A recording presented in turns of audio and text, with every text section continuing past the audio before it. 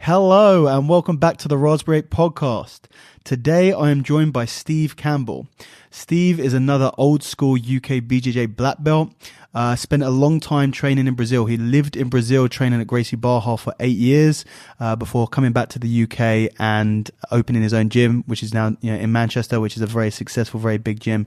I've wanted to speak to Steve for a very long time, and now I'm up here. I got the chance. Really enjoyed chatting to him, and I hope you guys enjoy listening. Check it out.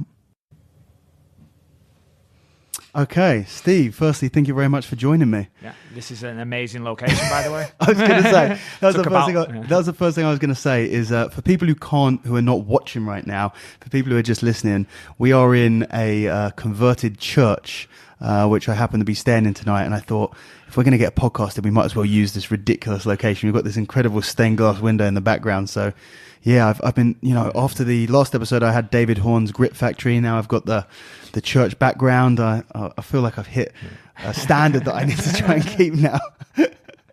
So firstly, thank you very much for joining me. I appreciate it. I've wanted to get you on the podcast for a long time. Yeah. No, I remember even 5 years ago, I think or a few years ago, you'd mentioned it, but I've not been to London for so long. So. Yeah, I think it was... it's probably about 4 years ago. I think when I first started it might have been that long ago, or at least 3 years ago.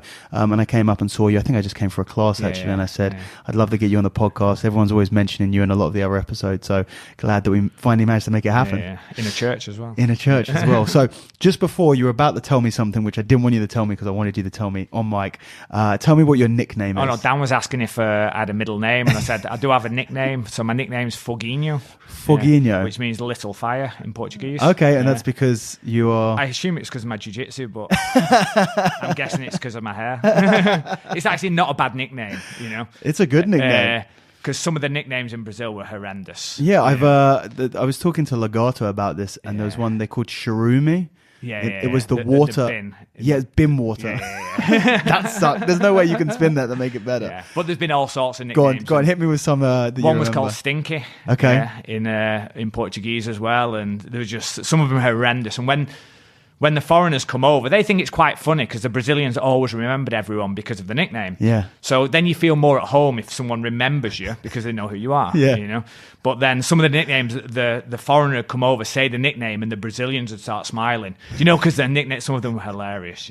Go on. Do you remember? No, there was a Japanese guy came over called Macaco. Okay. Yeah. But just because of these features. Yeah. He would say he knew what it meant, and he thought it was quite funny. Macaco's a monkey, a monkey, right? Yeah. So when he'd say it, you'd see the Brazilians going, "Do you know what that means?" And he'd be cool with, he'd be cool with it. He'd be like, "Yeah, I know." They just, everyone's just making fun, and, But obviously nowadays, when everything's this was 20 years ago. Sure. Yeah. Nowadays, when everything's more politically correct, you've got to be a little bit. You've got to be careful. Yeah. Fair enough. So let's go straight back to the beginning. I know you've had like a very long history in martial arts and in jiu-jitsu and in everything, but let's start from the beginning. So when did you first get into martial arts? Well, if we go back to as we're in a church. Okay, yep. So when I was at school, I was always, my natural talent was maths. I was always good at maths. Okay.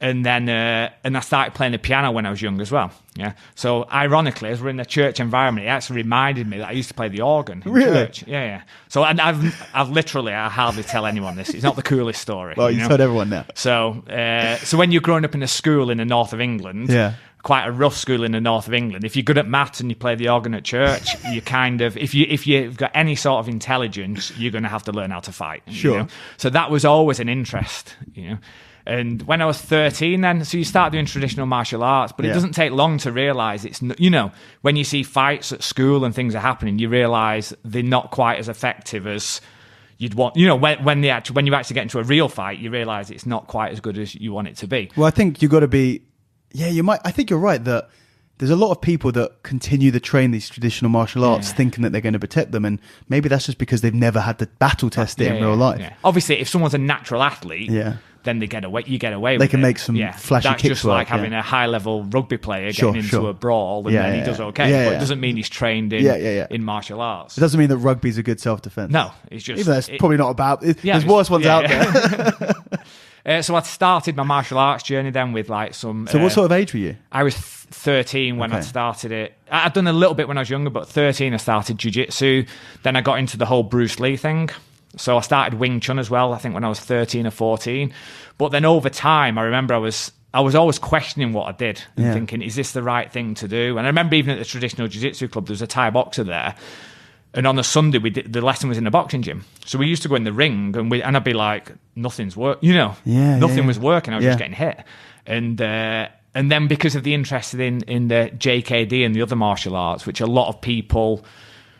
The early Brazilian Jiu-Jitsu guys, a lot of people came from a JKD background, absolutely, no background, which related to Bruce Lee's martial arts. But I think it goes to show that's sort of following in the ethos and the mentality that Bruce Lee was trying to implement in that, which was absorb from other martial arts and kind of learn. And I know Bruce Lee did do some grappling as well, so it does make sense when you think about it that a lot of the early adopters of JKD of Brazilian Jiu-Jitsu in the UK were JKD guys originally. Yeah, I just think other people wouldn't have found Brazilian Jiu-Jitsu because it was such a niche area. Unless with people who are doing JKD, they were looking for other martial arts and the most effective martial arts. But even back as early as 1990, I think it was 1990. The guy came over called Richard Bustillo, who was one of Danny No Santos' training partners in. So he did a seminar in shoot wrestling.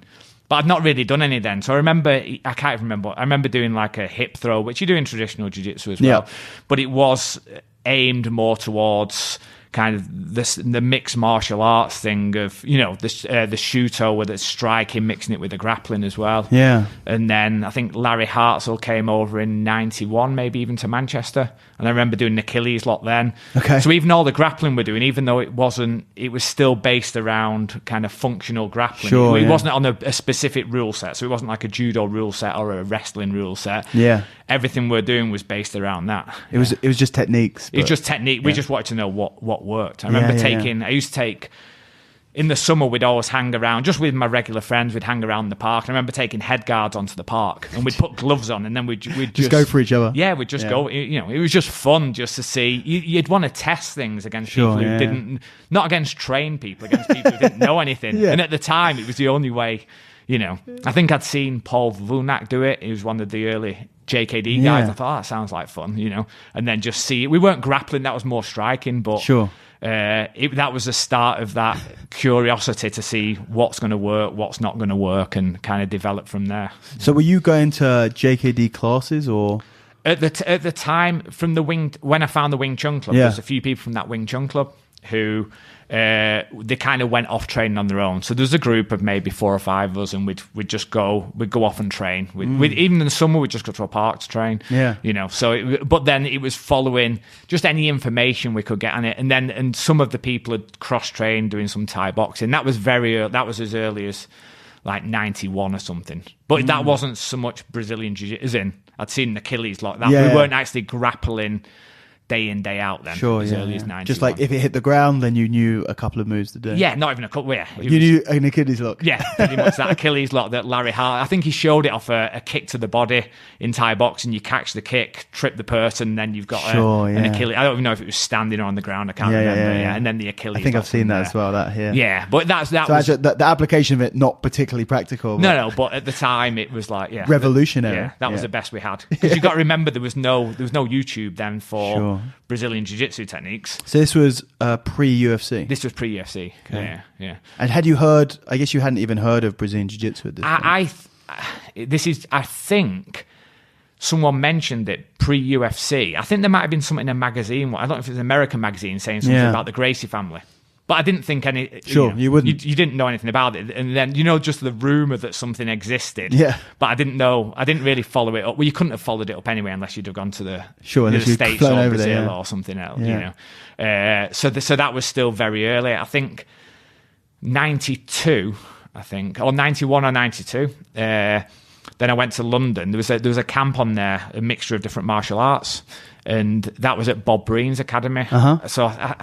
I think I was 16 at the time. So I used to do Kali as well, the Filipino martial art. Yep. So I remember putting the sticks in my bag, going down to London, and it was a 5-day course there near Old Street. This is all very vague, because it was a long time ago. Yeah. I think it was Old Street Station, and my parents were asking where I'm going. I was like, no, I'll be fine. It's okay. I'm just, And we spent 5 days there, and then Rick Young was there. So he was teaching Niwaza.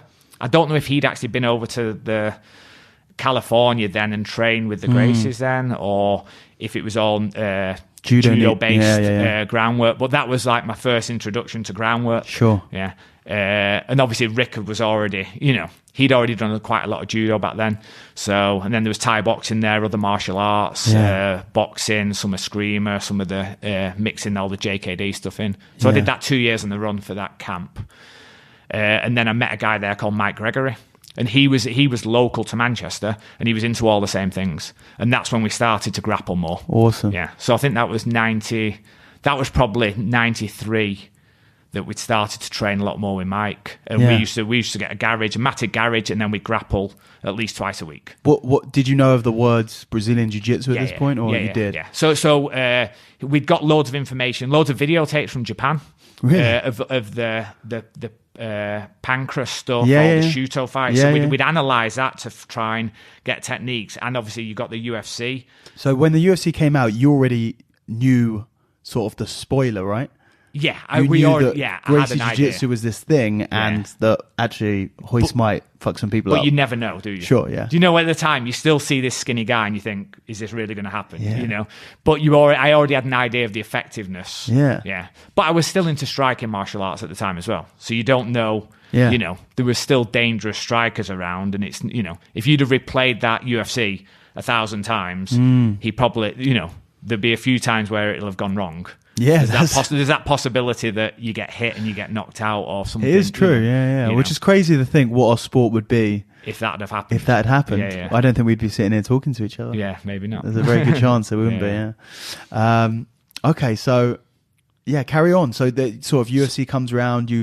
What was your feeling after? I always ask people this because you either have people who started jiu-jitsu after UFC or started jiu-jitsu before UFC, and I think it's so interesting to hear what the effects of UFC 1 had to both of those different individuals. So I was still, even after the UFC 1, because it was hard to find Brazilian jiu-jitsu, or near impossible unless you actually left your hometown and probably travelled to Brazil or the States. So we were still putting the pieces together, but I was still Thai boxing then. So I went off to university, and I'd go to judo once a week because I was aware that's probably the closest thing I could get. And then I was Thai boxing as well because I wasn't interested in becoming a Brazilian. There's no way I could have just done Brazilian jiu-jitsu, and I was still into martial arts and the practicality of everything. So it made sense to go to Thai boxing, a little bit boxing, and then judo as well.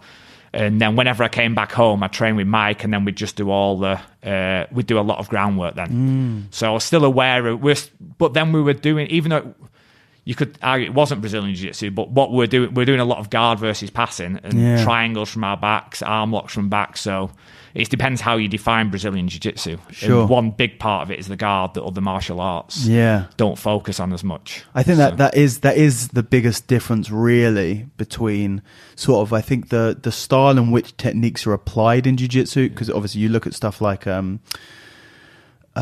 catch wrestling, or if you look at stuff like judo, I think the biggest difference that you can tell between a judo newaza or a catch wrestler and a jiu-jitsu guy is sort of the fluidity and the movement stuff. You can kind of see that. And then, of course, the guard position. Because in judo and in any wrestling styles, you never want to be on your back. But in jiu-jitsu, for the first time ever, you can be on your back and still be winning the match. Yeah, which is what revolutionized the whole of Brazilian jiu-jitsu, really. Yeah.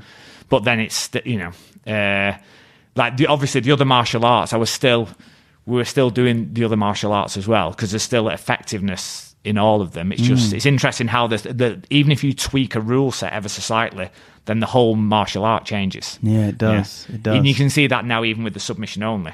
Yeah. And, in submission only, some people are doing stuff that you would never do even though it's great, there's some things you would never do in MMA that people do in submission only. Sure, and you can get away with it, whereas if it's an MMA fight, you might not play the same move. Yeah, I think it's a really good point, and I think you're totally right that the rule set actually changes the sport. If you look at judo, for example, the rule set that pretty much all organizations go by is the IOC rule set, because obviously everything's geared towards the Olympics. Because of that, the IOC has been able to manipulate the rules to make it more viewer friendly, take stuff out like reduce the amount of time spent on the ground, or the amount of you can't grab onto the legs and stuff like that. By just changing the rule set of competition, you've changed the entire feel, look, application of the sport. Yeah, I think that's definitely the danger of tweaking things too much. And the problem is when people get used to the rule set, obviously everyone wants to win, especially when it's a high level. You game the system a little bit. Yeah. I think that's a problem. I think the rule sets are fine, but then people start to play the system, and then they're doing things that are no longer applicable to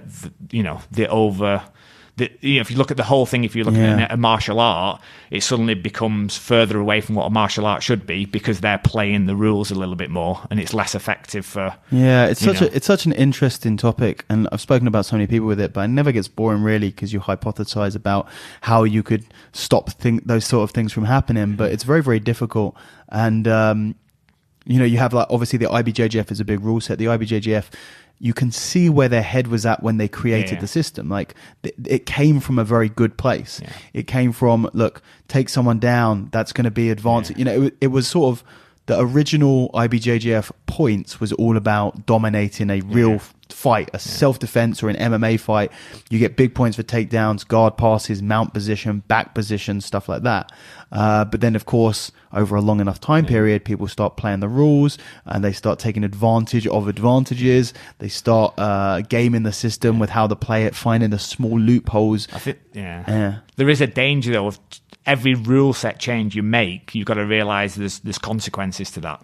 So as soon as you start to if you change the rule set in Brazilian Jiu-Jitsu, then there'd be huge consequences to the way the sport's going to go. Yeah, you can change the direction. Complex. You don't quite know what's going to happen because then people will learn to play by the new rule set. Yeah, and then in every gym across every gym that are doing a lot of sporting competitions, they'll have to change the way they're teaching, and then the style changes slowly. And over time, it's the same thing that's happened with judo. Yeah, I think the best way is, and we kind of have it now. We don't have it in gi. In gi, you won't. You'll be hard pressed for the entire year to find a single tournament that doesn't follow the IBJJF rules in the gi.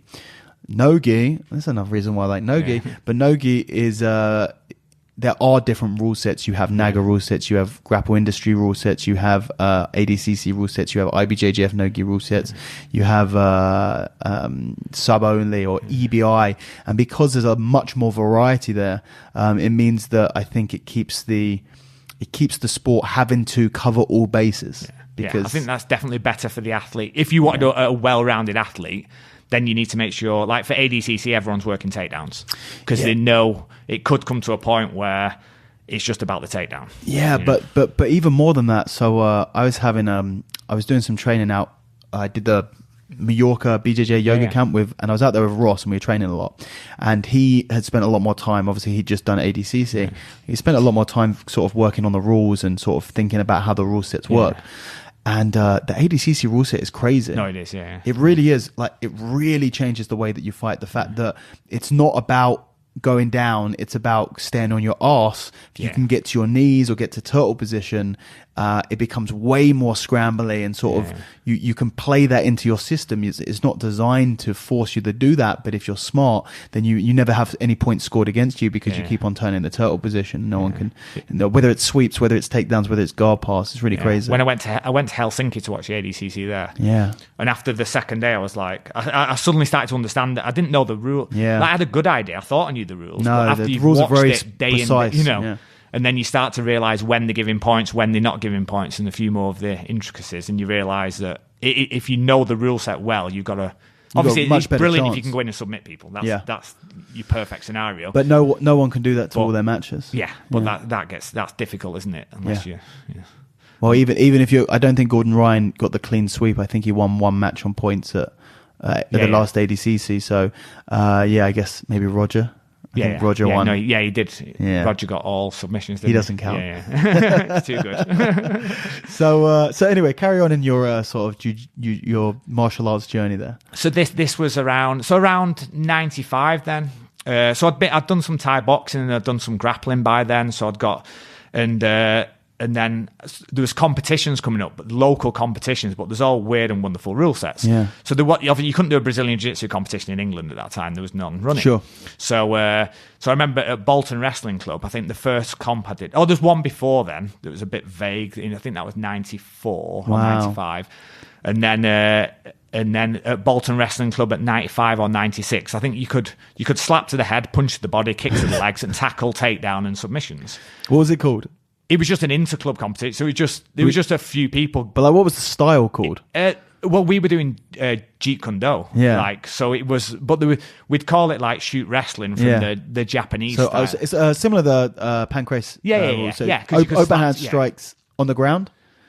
Or just in that one there was no strike. Only you could punch the body on the ground. Punch to the body. So I remember being in half guard top, and I was punching the guy's ribs because I don't know if I'd opened it up with like going into a head and arm or something. The ribs were open, so I was hitting the ribs just to get a reaction to but bare knuckle. So it leaves the next day it left bruises. It must have hurt. Yeah, especially when the ribs are open when you but then there was no weight categories in that. I've actually got that on video. How much were you weighing at that time? I was a bit heavier than I am now, I think. I think I was like 73 kilos. That's still not a big guy. No, it's not big. Yeah. But that was good. Yeah, I managed to win that. It was good fun. Yeah, you'll have to send me the videos of that. It sounds awesome. It's an old VHS video. That's of fine. Like you got the time date stamp on the bottom. Awesome. That's good, sweet. Yeah. Go on. And then, but that was just a local comp. It was like, I think 16 people entered or something. Yeah. And then in 96, then the KSBO was which was a knockdown sport budo, which is an event that was in Nottingham. And I think it was in the press as no holds barred.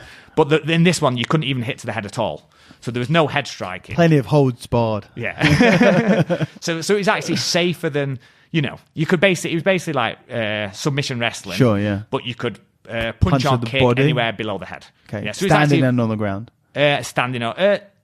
I can't. No, I don't think you could hit on the ground at all. Okay, yeah. Yeah, I think so. That's like amateur, super amateur MMA rules. Yeah. So it's super safe, but the way they portrayed it in the press, it was like they weren't sure if it was going to get banned the event. And I remember there was a lot of people watching these events as well.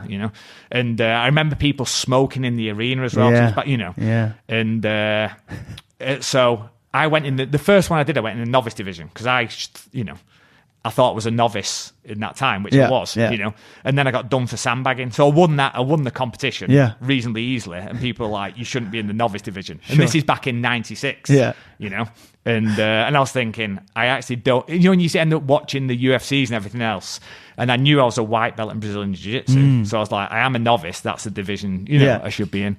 And then, so I entered the international one. I don't know if it was later. It was either 96 or 97. And again, that was in weight categories. It was a similar set of rules. Sure. And I lost to a judo guy in that.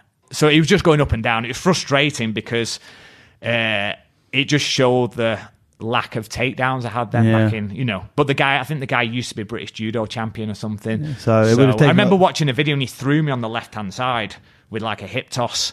And then on the ground though, I do okay, and then we'd stand up again. I remember like kicking the legs as hard as I could, and then I try and you can't get a knockout. It's hard to knock someone out though without headshots. So I was trying to knee, and every time I got too close, then I get dumped on my back again. And then I'd be trying to work my kind of guard game from there. Well, that's the thing. If you're going against someone who wants to take you down, throwing kicks is not going to be the best. But then I'm thinking, how am I going to? Well, there's no other way to do it. How am I?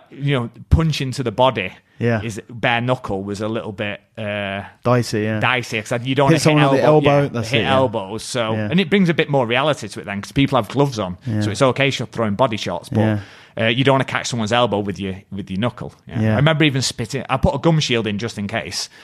I remember I had to spit my gum shield out because of the smoke in the. It was like there's a few hundred people watching and people smoking in the audience. Wow. And I remember not being able to breathe, which was a good cardio test. And when you're standing and going back to the ground again, kicking, punching, it was hard work. Yeah, it was good fun though. Then, because obviously this was 96 or 97. Yeah. So what was that marketed as? That was knockdown sport budo. Knockdown. I think sport Michael Bisping was on the same. Really? Yeah, he was on that because he must have been super young then. Yeah, I think he was.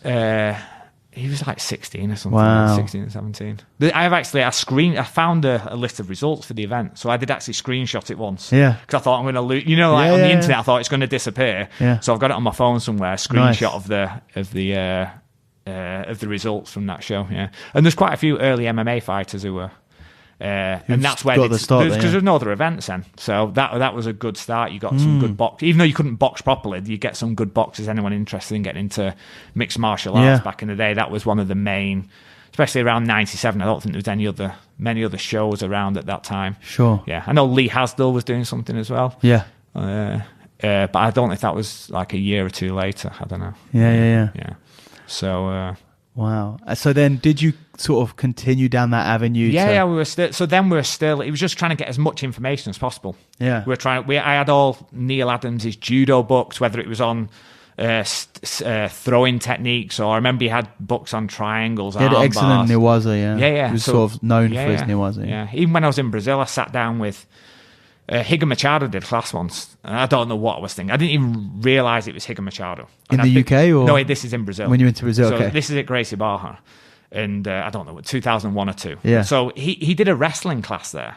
So it was in the morning, and you never know what happens every time you turn up. Yeah. You know, so I took part of the wrestling class. And I didn't recognise him. I thought he was a wrestler. Because it wasn't jiu-jitsu class. It was a specific wrestling class. So then afterwards, I was sat down. And he started talking about Neil Adams as well, and he rated him very highly. So they must have trained together at some point. And he said, "Oh, you're English. Oh, I've trained." You know, he said, "Oh, Neil Adams is like very, very high level. He's not just judo, Newaza as well, and his arm locks. He had the best armbar in the world. Yeah. And then Higgin go. So I didn't know who Higgin was. Oh no, sorry, I knew who he was. I just didn't realise I was speaking to him for some reason. I think I don't know. Been choked out too many times and my brain wasn't working. And then Higgins says, "Oh yeah, because I used to run this club." And I thought, you put two and two together. I thought he used to run great, and I was like, "Oh shit!" And I was like, it was actually quite good because I was dead relaxed, because back then it's all. Because you've been doing it so long, it's all people you've been looking up to for years, and people you're trying to get access to, and then all of a sudden you sat next to someone chatting to them, and if it was 10 years before, I'd have been like, wow, I can't believe, like, you're training with Higa Machado in Gracie Barra, So there's a lot of high level judo guys in England though. Yes. At the time, it was just it's getting access to them and. But you'd have to go through the judo route a lot of the time. Yeah. As opposed to if you wanted certain techniques like groundwork techniques applicable to things, and you're doing a regular class, you might do 90% stand up. Yeah. And 10%. You have to stay there right to the end to get that so then Newaza. Which is not a good thing anyway. At least then you get your you stand up a little bit better. Well, I feel like everyone who was training in those early days they had no choice. You had to train judo with the judo guys. You had to train Newaza. Yeah. It wasn't like there was no grappling. Then suddenly Brazilian Jiu-Jitsu landed and everyone's doing armbars, omoplatas, and Americanas. But everyone who was doing it back then, it's sort of you had the judo, you had the Newaza, and that sort of molded into the Brazilian Jiu-Jitsu. Yeah. But we still had access to it. Like Eric Paulson used to come over in the mid-90s. Really? So we'd do seminars in Manchester. I can't remember how often, but I'd train with him quite a few times. So we were getting information from different people. And obviously that was a mixture of, I don't know if that was as early as 95, 96. Earlier now. I can't remember. I can't remember the dates exactly. It was after 93. Wow. Before 97, somewhere between 93 early, but then he'd come over regularly. I think he still comes over now to Manchester. I keep on meaning I need to catch him. Next time Eric Paulson's over, to my listeners, let me know, and because I want to, I really want to sit down and have a chat with him. Because that'd be awesome. He's a legendary. No, he's a character as well. Yeah.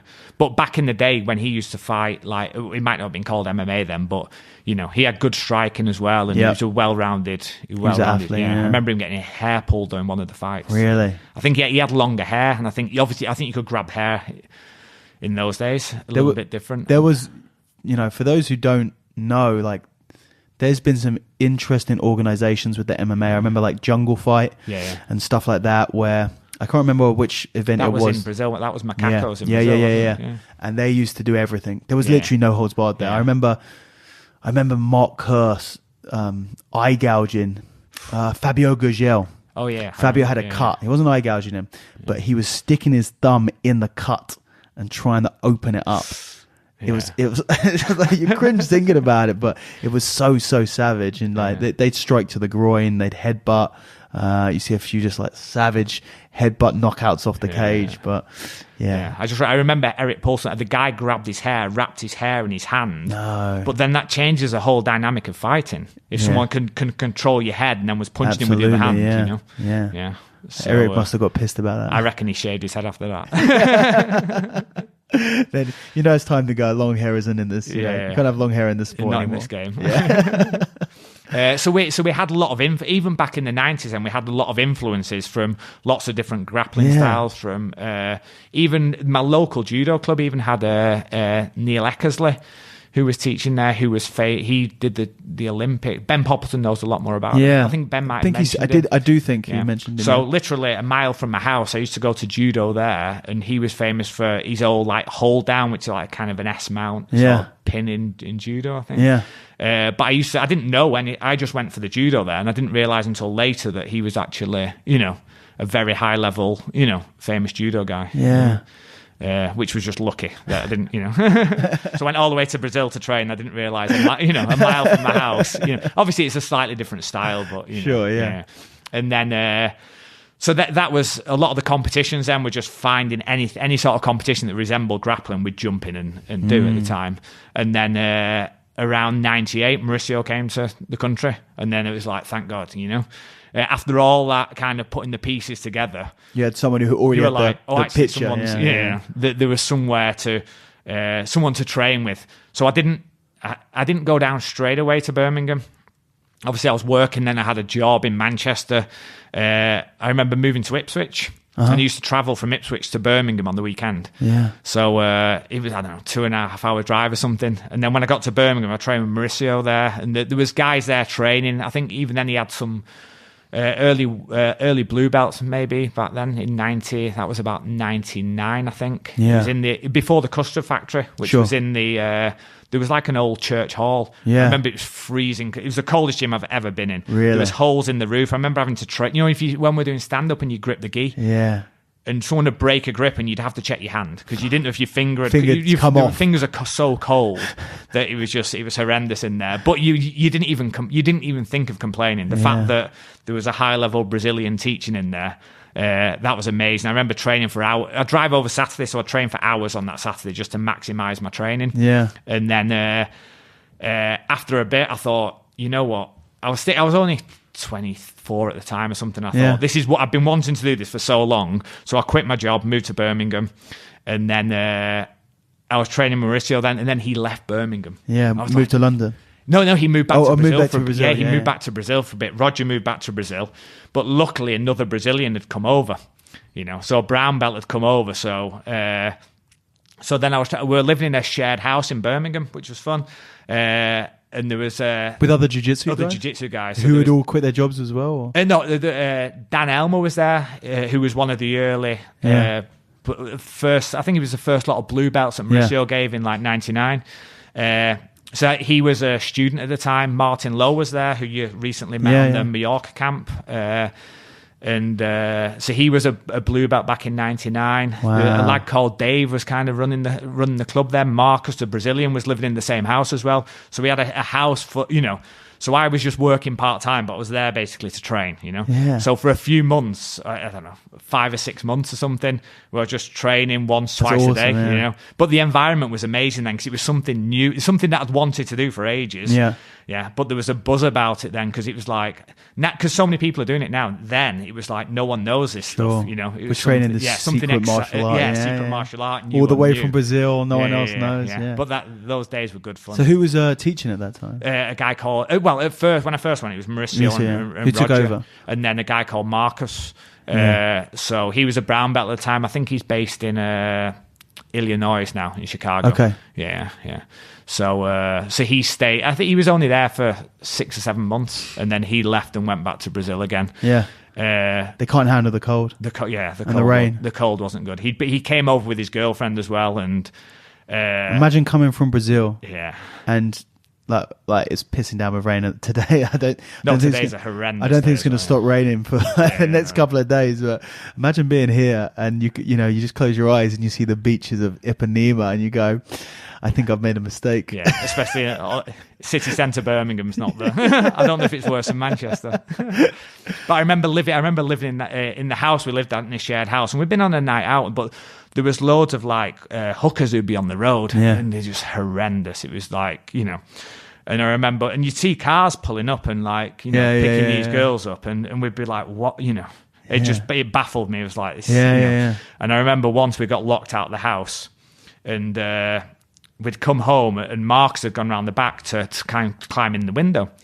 And he had like a 25-year-old Brazilian girlfriend, who was, a good-looking girl, and she was stood on the road, and literally every car had pulled over, and she was a bit, she couldn't speak great English. She was like, what's going on here? And every car's trying to, they must have thought it was Christmas come early, And then I think Marcus had come out the front, and then obviously then it nearly kicks off because he was like, what are all these cars doing trying to pick up my girlfriend? That was, brilliant. That was fun times. Yeah. So, and then, I think then he'd left to go back to Brazil, and so then there was no instructor in Birmingham again. Really? How long was that the case? It wasn't too long. I don't know when I think Braulio came over this was 2000. Yeah. So I don't know if Mauricio might have come back for a little bit. Yeah. But I think there was a period where the club was still running. There was blue belts there teaching. Yeah. But there was definitely a period where there was no one else teaching, and then Braulio ended up coming over and taking over the club. But I don't know if that was 2002, bro. I don't know what year he came over to actually take over the club and run that. But there was still, even though there was no instructor, you still wanted getting the training in. Yeah. As in, you could have had a world-class black belt somewhere else, but there's no decent students. Whereas in Birmingham, there was a good group of students who were training, who had been training a few years with Mauricio, with very solid basics. And having good training partners is actually, I'd say, more important than having a good instructor. Which is crazy when people think about it. But if you have a world-class instructor, the advantage is you're getting incredible instruction, and maybe there's not a lot of people there. Maybe you're getting close to privates with them, but you're going to improve more with really competitive rounds, hard rounds against good grapplers, and you're going to learn. I think people learn as much, especially after the first 6 months or so. You're going to learn as much from each other than you are from your instructor anyway. Full stop. So I think a lot of people will judge the quality of a gym based on the quality of its instructor, which of course needs to be taken into consideration. But I think the quality of the students is actually at the very least equal when you're looking at the quality of a gym. Especially at that time, because people had been training. Mauricio had been there since '98, so people had been training a lot of people had been training before he came over as well. Yeah. So then they'd been training with Mauricio for 2 years, and then another brown belt had come over as well.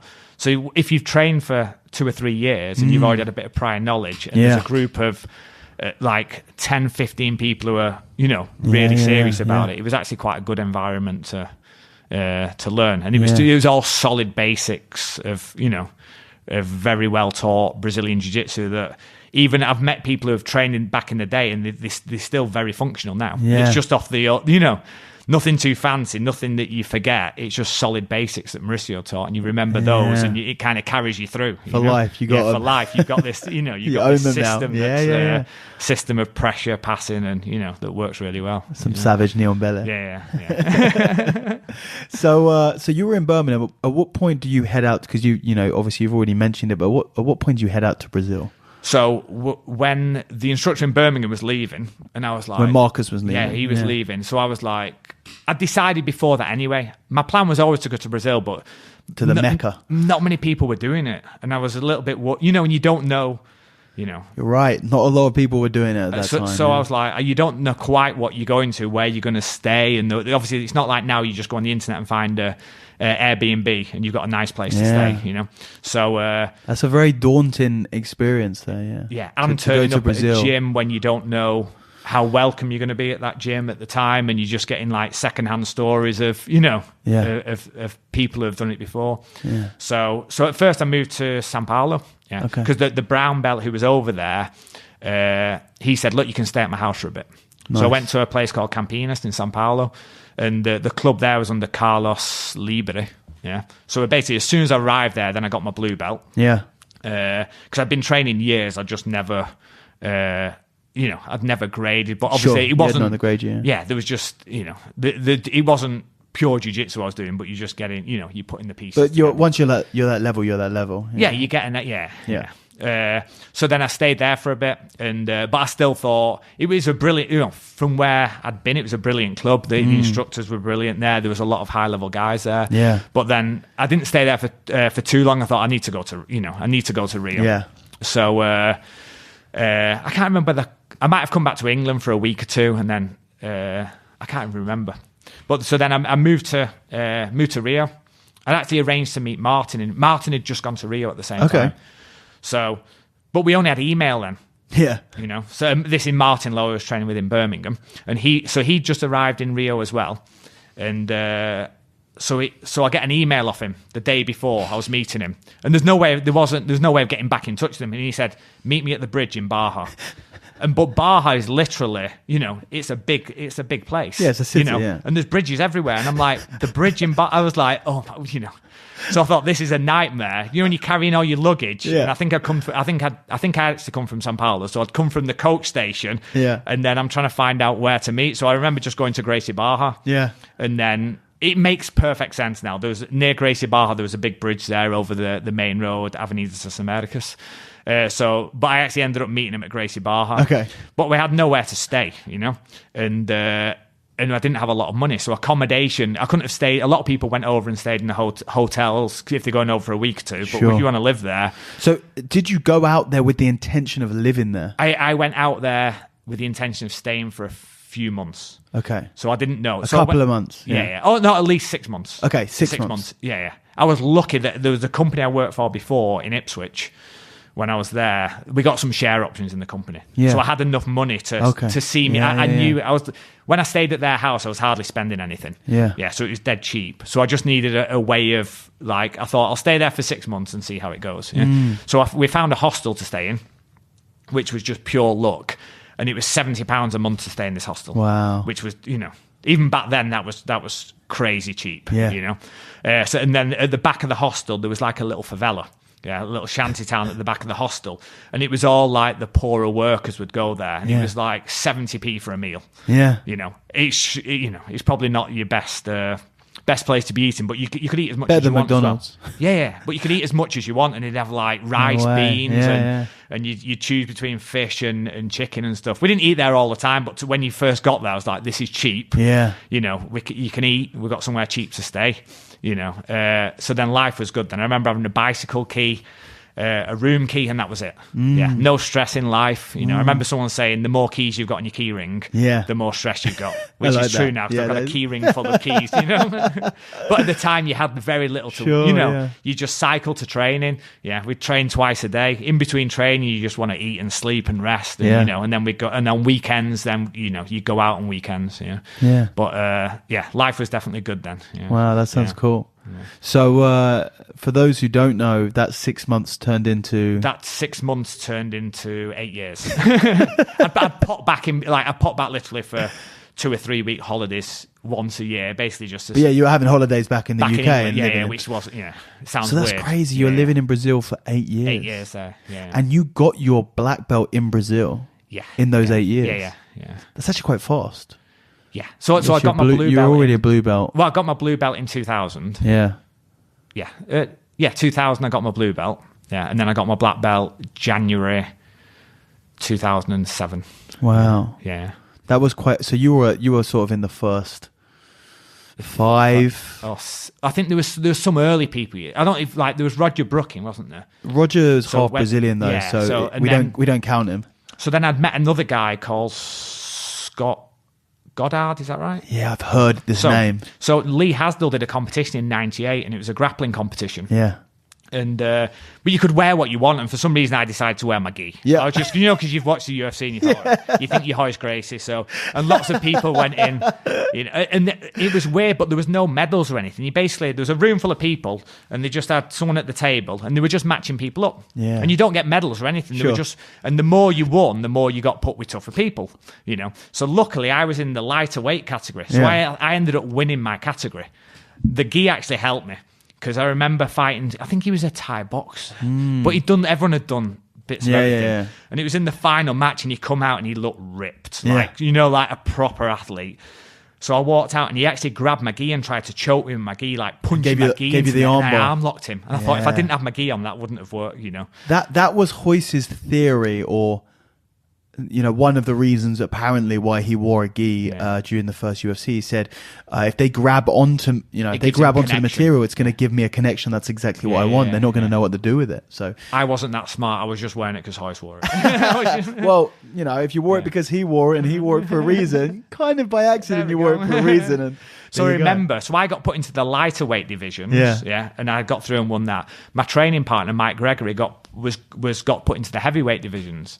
Yeah, but he was my size. He was beating everyone. Sure. Yeah. So then he ended up fighting Scott Goddard in this. Scott had done a lot of judo. I remember I met him first when John Machado came over in 98 and 99 to do a seminar. And even then, I think he'd left and gone over to America. Yeah. And then he got his black belt in 2003 or something. Yeah. But he was British, Sure, yeah. And then there was another guy called Jamie Walsh who I'd met in Brazil when he was a purple belt, and he got his black belt 2006, I think, as well. Yeah, I think 2006 is when... It was after Jude and Rick and Mark all got their black belts, but he was still one of the earlier black belts. What was his name? Jamie Walsh. Yeah, he was actually in Eddie Bravo's corner when he beat Hoyler. Really? Yeah. Wow. So he'd gone over to the States, was training with Eddie Bravo there. But he was an English guy gone over. Yeah. And then I remember that World Championships, we were... I don't know if... I think it was Purple Belt World Champ. I don't know if he was going into the Purple Belt World Championships. But I'd not been... I'd been training a lot, but not been training enough. And we ended up... He came over to Brazil for a few weeks, and we just ended up partying too much. Okay. And, and I don't think I'd planned to do that competition. I can't remember. I wasn't focused on that competition. I was still training. We're still training twice a day some days. But if you really want to do, you can't be partying. You can't be partying as well. Yeah. So, but it was a fun 3 weeks. So what kept you in Brazil for 8 years? You were just in the jiu-jitsu. Yeah, but I don't think I'd have stayed. If I hadn't have liked Rio, I don't think I'd have stayed. Yeah. I'd have stayed so long because obviously the jiu-jitsu was what took me there, and that's why I wanted to stay. Yeah. But I remember I came back to England for a few weeks and did a course to teach English as a second language because I needed some money. Yeah, so were you working over there? Or? At first I wasn't. I was just training. But then obviously money starts to, even at £70 a month, and 70p a meal, 70p a meal. You still obviously, but then you still want to. You don't want to live like on the breadline all the time. You need some money. So I came back to England, did a course to teach English, a TEFL course, and then I went back to Brazil and I applied. There was an English school that was a really good English school, and I thought I want to get a job there, and I couldn't. Every time I sent them an email, they just ignored me. Really? So I was like, that would have been perfect. And the hostel I was staying in, an English guy came over who was doing capoeira. So I ended up sharing a room with him, and we went on a night out. And luckily on that night out, he'd met some other English people. Yeah. So there was a group of people who just randomly met. Yeah. And at the same time, I think there were some Americans in from the gym. So I said to them, look, come out with us. So we ended up like loads of different people who didn't know each other out on a night out, basically. And then I met someone that night who was an English guy who's a coordinator of the English school. Oh. So then as soon as you get in Brazil, as soon as you get a contact and you know someone, and then he knew I'd done the course and you'd been out for a few beers, and then that was my that was kind of my way into the English school. And then I basically worked there for 6 years or something in the same English school. Yeah, but that same night out though, there's a funny thing happened. Go on.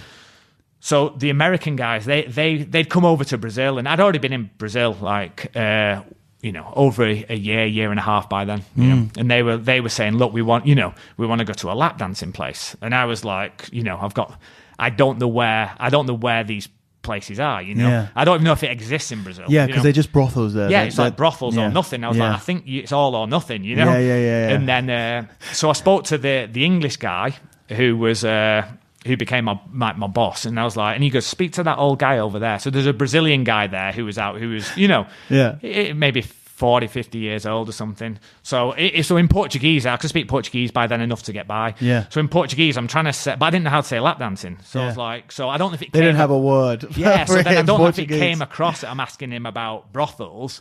Did it turn out that you were asking him to dance on your lap or something? I don't know. But carry on. So I kind of forgot about the car. He was like, you want to go to a brothel? And I was like, no. They just want the Americans just wanted to go to a lap dancing place. So I love the idea of you trying to explain to a Brazilian that we don't want to have sex with a woman. Yeah, we just want them to dance on us. What are you talking about? You crazy? I'm like, look, they're all married. They just want to, they want to get in some trouble, but not too much, you know. So then it got, the night just carried on. Everything got forgotten. 3 weeks later, I go out with without the Americans had gone back, so I go out with all the English guys and everything else, and then I start dating this girl, you know, and then I go around to see her family. Yeah, her dad is only the same guy that I'd asked to go to a brothel with, you know, and I was like, oh God, this is like, you know. So when he saw me, he was like, were you not there? You know, luckily. Her dad was really cool. Her dad was really cool, you know, and he was kind of with it, you know. Yeah. 2 weeks after that, I go around for Sunday lunch, and we'd been dating, like a few weeks by then, and then the whole family knew. The grandmother knew, and it was like, if it had been England, it would have been way worse. Sure, yeah. I think in Brazil, it was still, people were yeah. laughing about it, but I'm very English. I was like, this is bad. Probably the most, especially when it's nothing to do with me, you know. It was nothing to do with me. I'm basically translating for someone else. And I thought, what are the chances that you end up like, That's brilliant. Dating someone whose dad you've asked to go to a brothel like a few weeks before. So, yeah, after that, I was on the straight and narrow. But that got me into the English school. Sure, And then once I was in there, then I had a stable job where I could teach probably 20 hours a week teaching. You had prep to do as well for all the classes. But that gave me enough money to live and stay in Brazil then for pretty much as long as you wanted to. As long as I needed to, yeah. So what was it like out there? Because, like you already said, you were one of the earliest gringos out in Brazil training out there, right? Yeah. So there was other people out there. There was Americans who'd come over. Maul Easton had been over as well, and he's got a lot of UFC fighters from Colorado, I think. Uh-huh. Peter the Bean was over there, an Australian guy, and there was still people coming over from from abroad coming over to train as well. Yeah. But Pete the Greek was there as well. Yeah. At the same time, so the early people, everyone kind of gets to know everyone. Were you training with Pete back in the day? Or? Yeah. He was. He actually fought Jamie. I think Jamie Walsh, the English guy. I think they fought in the first round of the World Championships. Okay. But I'd been taking Jamie out partying for 3 weeks, so, so I think Pete got the better of him. I think they had a good match, but. So that was like early on back in. So you were training at Barra. Yeah, great. In Barra. In Barra. The original one. Yeah, Gracie Barra there. Yeah, above the fitness. Yeah, they changed the name. I think it was called Espaço Vital then, the original. But then not much changed. The name has changed a few times. The actual. Have you been? Yeah, I went in 2008. Okay. Yeah. So I don't know. At the time, the gym downstairs was beautiful. They had they had the swimming pools outside, and then they had all the air conditioned rooms. Everything's nice. And then as soon as you hit the top floor, a whole nother story. It was a whole nother story. They had the jigsaw match. I remember there was a corrugated roof, and at one point, I think I had the old KF fighter gi on. And I remember the roof was dripping through, so the mat was wet, and little bits of the roof had fallen onto the mat. And because of the jigsaws, I remember on the back of my gi, I had like a jigsaw imprinted onto the back of my gi where you've been rolling in the, just in the dirt that had fallen onto the mats as well. And you daren't look in between the mats as well. There was just hairs in between the mats. And it got clean, but with the jigsaw mats, you can never clean a jigsaw mat properly. You just can't clean them properly as well. You'd have to take them apart. But I remember getting nervous even after I'd been there for months. I'd still walk into training.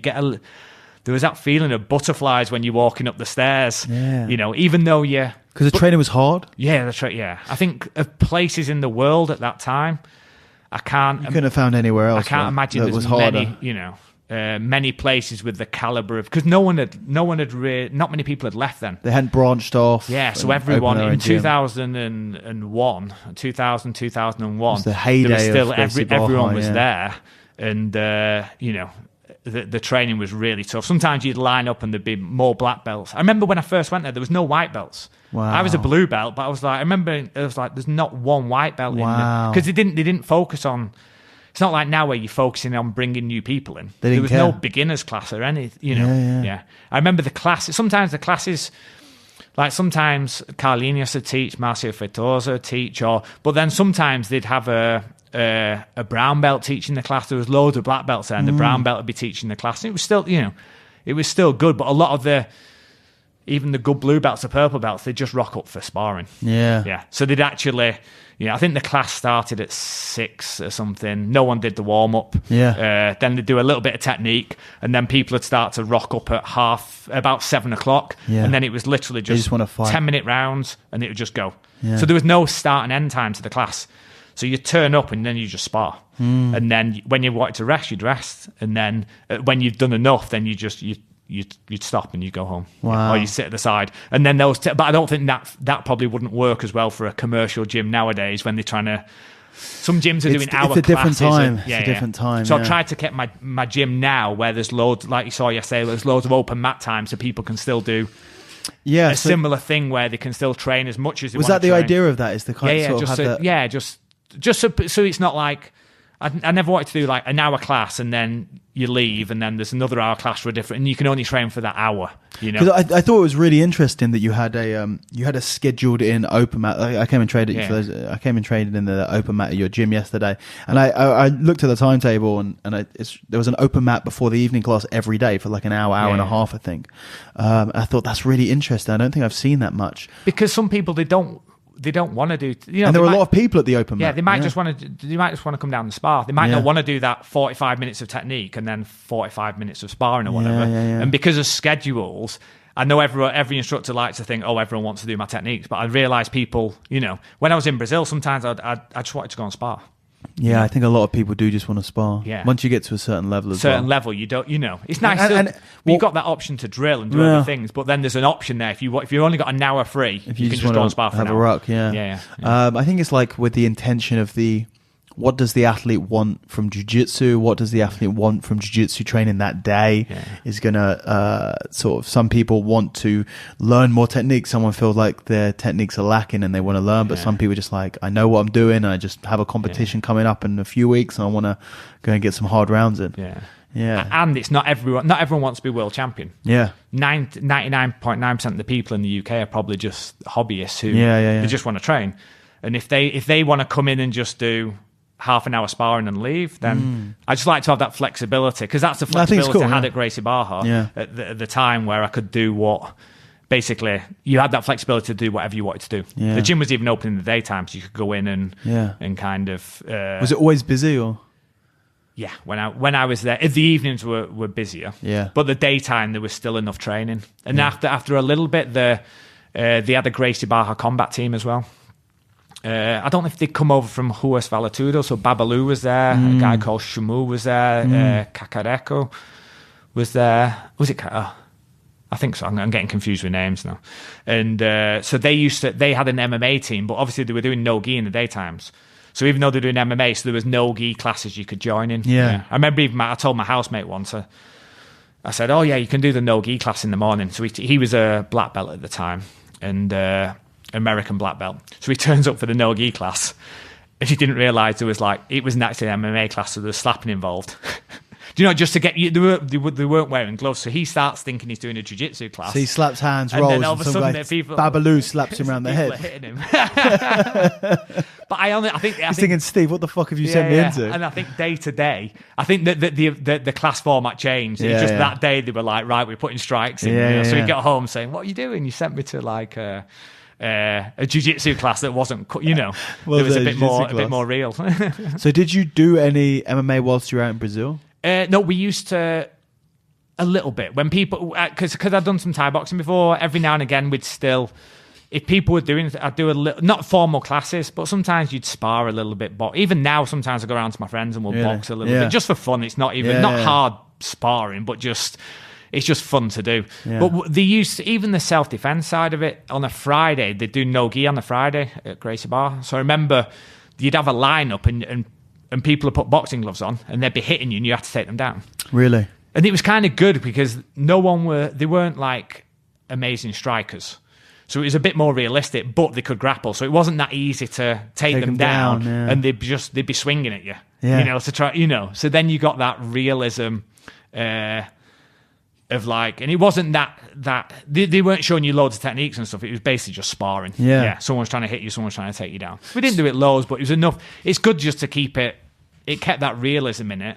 And I think a lot of people think, the Gracie Barra, it's just they're doing the sport jiu-jitsu, whereas that was, I don't know. Was the intention of that to prepare you for self-defense? Yeah. So I remember Carlos Gracie Jr., he'd still come into the classes and he'd still be saying, I remember him having a go at guys who were like good level black belts saying, look, you've got to do some of the self-defense to preserve to preserve jiu-jitsu. I was never into like the self-defense where if someone bear hugs you from behind or I'd done the whole syllabus of that and gone through it over the years of doing, especially when I was in Sao Paulo. They in the classes they'd incorporate that, so I'd been through a lot of that. But I enjoyed, like a lot of people do with jiu-jitsu, I enjoyed the sparring a lot more. Sure. But then when they did the striking against takedown, then it was fun. I think again. anything you can put in a sporting environment in a safe way where you're not obviously biting and headbutting each other and stuff, then it's for me that works a lot better than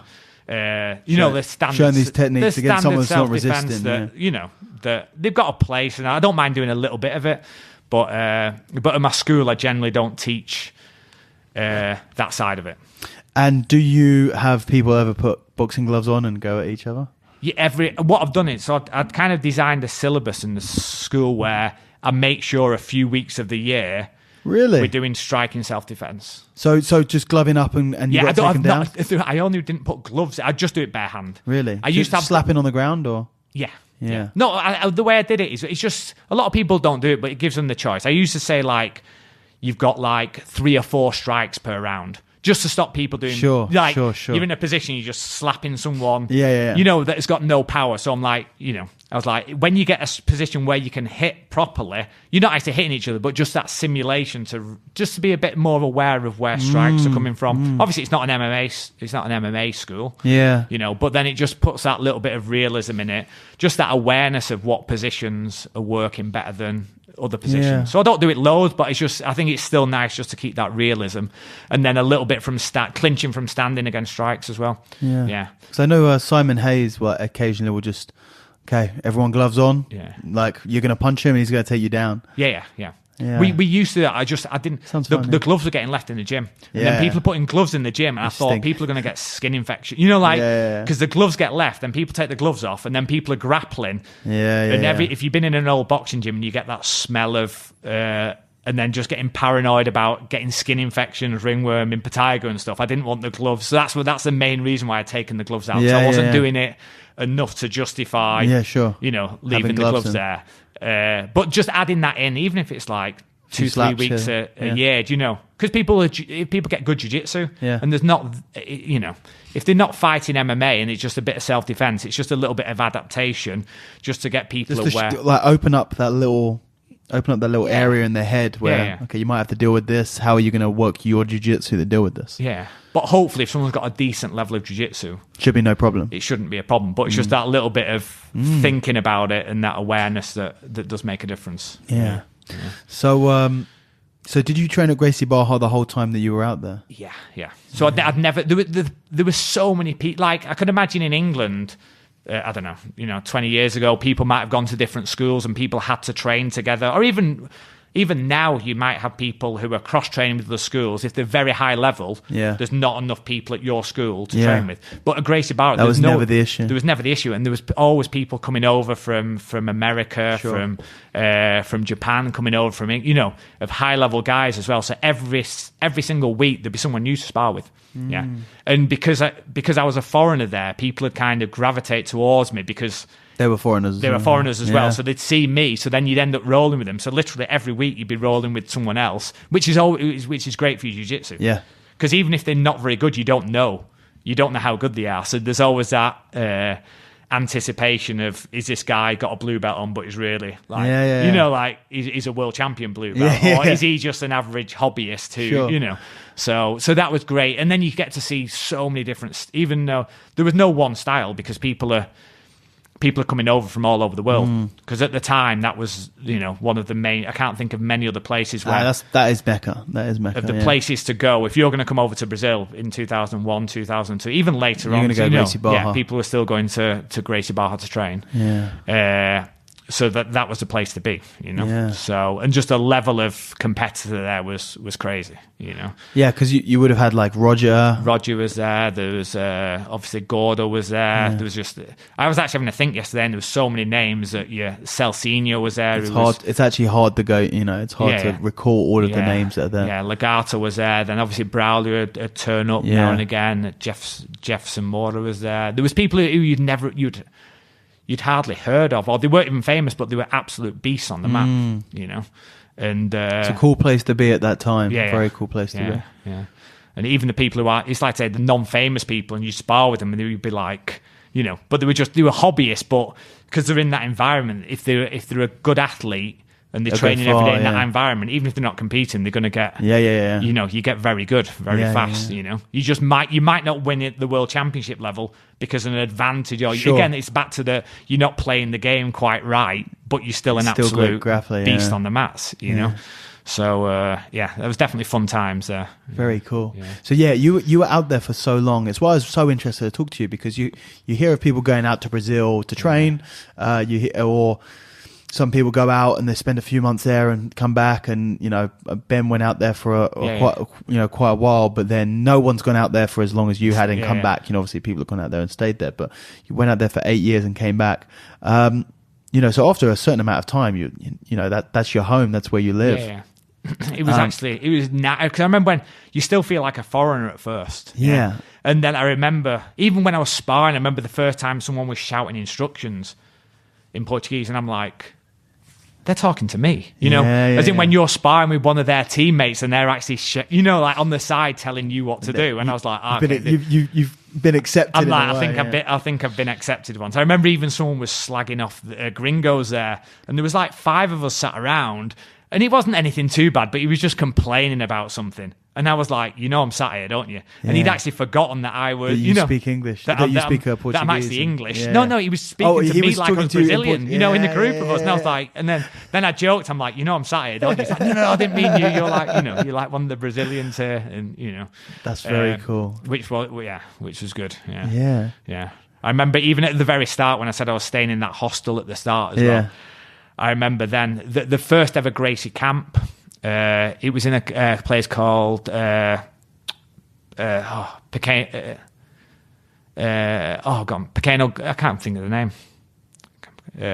Campo Pequeno, which was it was like half an hour, maybe a little bit more out of Rio, and there's all the mountains in the background. So it was an old Gracie house there. I think it eventually burnt down or something. And I remember Carlos Gracie Jr. and Marcio Feitosa. They said, "Do you want to go to the camp?" And I was like, "Look, I've not got money." It was quite expensive to go up in the mountains. It wasn't in the mountain. It wasn't in like Itaipava. It was literally just. It wasn't out of Rio. It was literally like because 45 minutes. When I was there, we went to like some old Gracie house up in the mountain somewhere. It was probably 45 minutes drive from. I think it was Florianopolis. Oh, that's in the south of Brazil, I think. Florianopolis. No, it was near Rio. Oh, near Rio. Yeah. I might be wrong with the. Teresopolis. There was Teresopolis. Yeah, that's where I think there was an original Gracie house. That's where they all used to live. I went up there with Mauricio and with Gracie. Yeah. I think that's about 2 or 3 hours up into the mountains. Yeah, I actually fought there once, and they had a tournament there, or so what they used to have was it Terras? Yeah, Terrazopolis. Yeah. They used to have. There was another tournament called the CBJJO. So the CBJJ is the Confederation of Brazilian Jiu-Jitsu, which is the same as the IBJJF, but in Brazil it was an actual proper confederation. Yeah. And then and that and the IBJJF are pretty much one and the same thing. Yeah. But then there was one from Novo União, which was a CBJJO. Yeah. And they were paying money to some of the fighters, but I think none of the They're still knocking about, aren't they? I think it. No, I think it might be something else similar. But there is another. Okay, yeah. So then no one was really. You weren't really supposed to do that if you were from Gracie Barra because they're IBJJF. Because it's not, and because it was Novo União, there was always a bit of right. It was like healthy rivalry, but it was So I remember thinking, but it's a good tournament to do, and that was classed as the World Championship. This is in 2007, so this was. I got my black belt, and it was and I thought, you know what? No one will know. I'll just go over. So, because no one will know, Sure. And then it was free. Don't forget, Rio's warm all year round. Yeah. So this was in the British summer, so Brazilian winter. So I go over there to that tournament, and it was freezing. It was like 6 degrees. Wow. But and I was waiting hours. It wasn't even because it wasn't that well organised. It's not like now you go to the Euros and you can see your name coming up on the schedule and everything else. I was waiting around for like 3 or 4 hours. Yeah. There was a few other guys from Gracie Barra there, and when they saw me, were like, "Look, you've got to keep this quiet."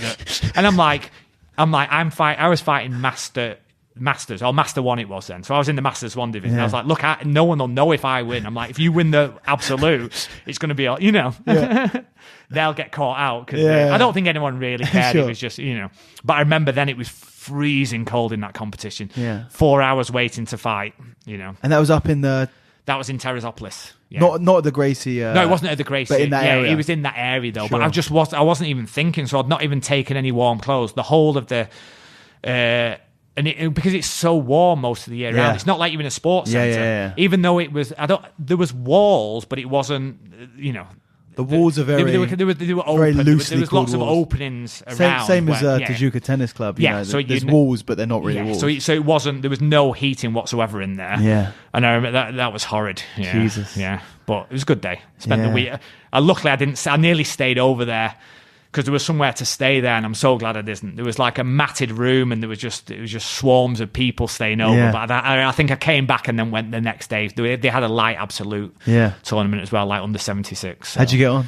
I got bronze in the division, and then the light absolute, I lost my first fight. They felt so strong because I was fighting featherweight. Yeah, and I think the light absolute, it was like 10 kilos heavier. Sure, I thought that'll be fine. Yeah. But then when you're fighting black belt. And I was like, they're strong. Strong, Yeah. So, I was happy to get a bronze in my division, but then, I was a bit disappointed losing. But it just, that strength difference. Yeah. Because I'd not done many absolute. I'd hurt my back earlier on when I was in Brazil, so I stayed away.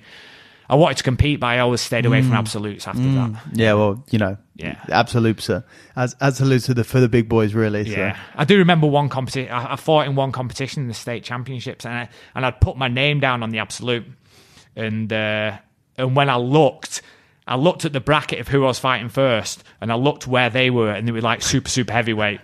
And I said to Mauricio Gomes, I said, what should I do? And I was like, and he went, are you stupid? Take your name, because he knew I'd hurt my back. He was like, take your name off the list, pull out the tournament, because and I'm so, oh shit, I'm getting cramp in my leg. And I'm so glad I pulled out. I saw the guy like turtle. I saw the first fight. Yeah. He fought the guy who I'd fought in my division. And the guy turtled, and instead of like attacking the back nicely, turned him over, he like picked him up and suplexed him backwards. Jesus. And like if you're in a jiu-jitsu competition, it's less expected that you're in a turtle position, someone's going to pick you up and slam you backwards. And then when I saw that, I thought, I'm so glad I pulled. That was a smart move. Live to fight another day. Yeah. No, that's cool. That's cool. You spent a long time in Brazil, and I guess you're around all of these Brazilian guys and a lot of crazy characters. There must have been some there's lots. There must have been some crazy stories of you out in Brazil, because like Brazil's just a bit of a wild place. Yeah, there was two. Like I've been robbed about 3 times out there. Really? And then I remember one time I was going on the bus. I feel that's maybe a good number for 8 years. It's not bad. well, not. So, yeah. So one of the times I was going out on the bus, and I always got the cheapest bus, non-air conditioned. I just get the, and even if I'd been out late at night, I'd get the bus back. I had an old Nokia phone. Yeah. And it worked for years. Didn't go slow after 2 years like the iPhone, and it was literally. And I used to clip it. It was too big to put in my pocket, so I'd clip it onto the outside of my jeans. And even when I'd come home at 4 o'clock in the morning or something, I'd be on the bus home, coming all the way across town, past like one of the biggest favelas in the world, and no one would ever. I'd be asleep on the bus. No one ever tried to rob me. Yeah. And then I remember once I was going out early evening, like 8 o'clock. And I was late, and the air-conditioned bus came first, and it was like 10p more. And I thought, I'll just go down it, And then we were coming near Flamengo, going near into the city centre, and a guy gets on the bus, and you could see he was high on coke, so I don't know what he'd been. You could just tell his reality wasn't good. Sure, yeah. So he pulls a gun. Jeez. And he's got the gun pointed at everyone on the bus. It's very different from getting robbed anywhere else. No, but they had a cashier, so he was the driver was driving still. Yeah. There was a cashier there. He was stood next to the cashier, and I was sat maybe 4 or 5 meters away. Yeah. On the bus, and then another guy's going around collecting money and phones. I don't know if they were together or not, or if he just said to a random guy, "You collect the money." Really? So I always in my jeans. In Brazil, they always said, make sure you take some spare money. Yeah. Never go out with nothing. If someone tries to rob you and you go, I've got nothing, especially if you can't speak Portuguese. They'll shoot you because they think you're taking the piss. So I had a little bit of money. Then I put in the jeans pocket, you've got a little pocket. Yeah. So I put a 50 reais in there, in that little pocket, which was like a tenner or something, But when there's a gun pointed at you, I just shit it. And I thought, you know what? I'm going to give him everything. Yeah. In case they actually imagine if they search you for a tenner, is it worth getting shot when someone, So I couldn't get my money out of my pocket because it's, the tight pocket in the jeans. So I had to lift up ever so slightly. And when I went to lift up, he saw me move. So he points the gun at my head. Jeez. And he goes, luckily this was 2006 or something, Yeah. So I could already speak Portuguese. Yeah. Sure, So he points the gun at my head. And then he's like, what are you doing? I was like, look, relax. I'm getting my money out of my pocket. It's just my jeans are a little bit tight. And I could explain it in Portuguese well enough. So then he said, okay. So then it was okay. So I got the money. But then when the bus carried on, the gun was still... He was looking somewhere else. The gun's still pointed at me. So I'm moving my head like out of the way. And I'm thinking of Pulp Fiction. And I thought, the roads in Brazil aren't as... I'm thinking, we're going to go over a bump in the road and now. He's going to pull that trigger. And he's going to pull the trigger. I'm going to get shot. So my head... He wasn't looking. So I didn't want to be... If I started moving too much, I didn't want to attract his attention. Jesus. But then I'm trying to move my head out of the way of the gun. Yeah. Just because I'm thinking, I just want to, And the crazy thing is, so he gets off the bus, and there was loads of trees in that area, and it was dark by then, so then they just ran off, and then the bus carries on into the city centre. I get off the bus. The bus just cracks on. Yeah, but I didn't think it at the time. I didn't think anything of it. It was only weeks later I thought in England that'd be like a massive... Jesus. That'd be national news if someone gets on the bus and robs everyone at gunpoint. Yeah. And I just carried on, but I had no money then at all. Yeah. I remember meeting some Australians there in the city centre then. I remember asking for money I was like, look, I've been robbed. Can I get some, I get some money to get home? And they bought me some beers and stuff and like, no, stay out, And then at the end of the night, I'm like, look, I still need some money. I wasn't lying. My original story, I've got no money to get home, But it wasn't. It all happens so fast. You don't end up. You don't end up nervous. Yeah. Another time, I had a competition, and there was a Blockbuster Video across the road from where I was staying. So obviously, weekends you'd go out. I used to go out like once a week, and we'd go out drinking, and then to some bars and stuff and get the bus back. And then I think I was competing on the Sunday, so I thought, you know what, I'll stay in on the Saturday night. So I just went over to Blockbuster. As soon as I walked over to the Blockbuster across the road, there was gunfire, and there was never near where you lived. It was it was very rare and I saw the police there, so I ran behind this big concrete post there, and then it was there must have just been a couple of shots of the police like firing at someone else. And then there's a 50-year-old woman there going, you were shitting it then, weren't you? And I was like, look, I'm English. Yeah. If I go to Blockbuster to rent a film, I'm not usually getting shot at. As in, like, I thought a quiet night in, sit there, watch a video, and then go across the road. But it wasn't that. It sounds bad when you tell odd stories, Yeah.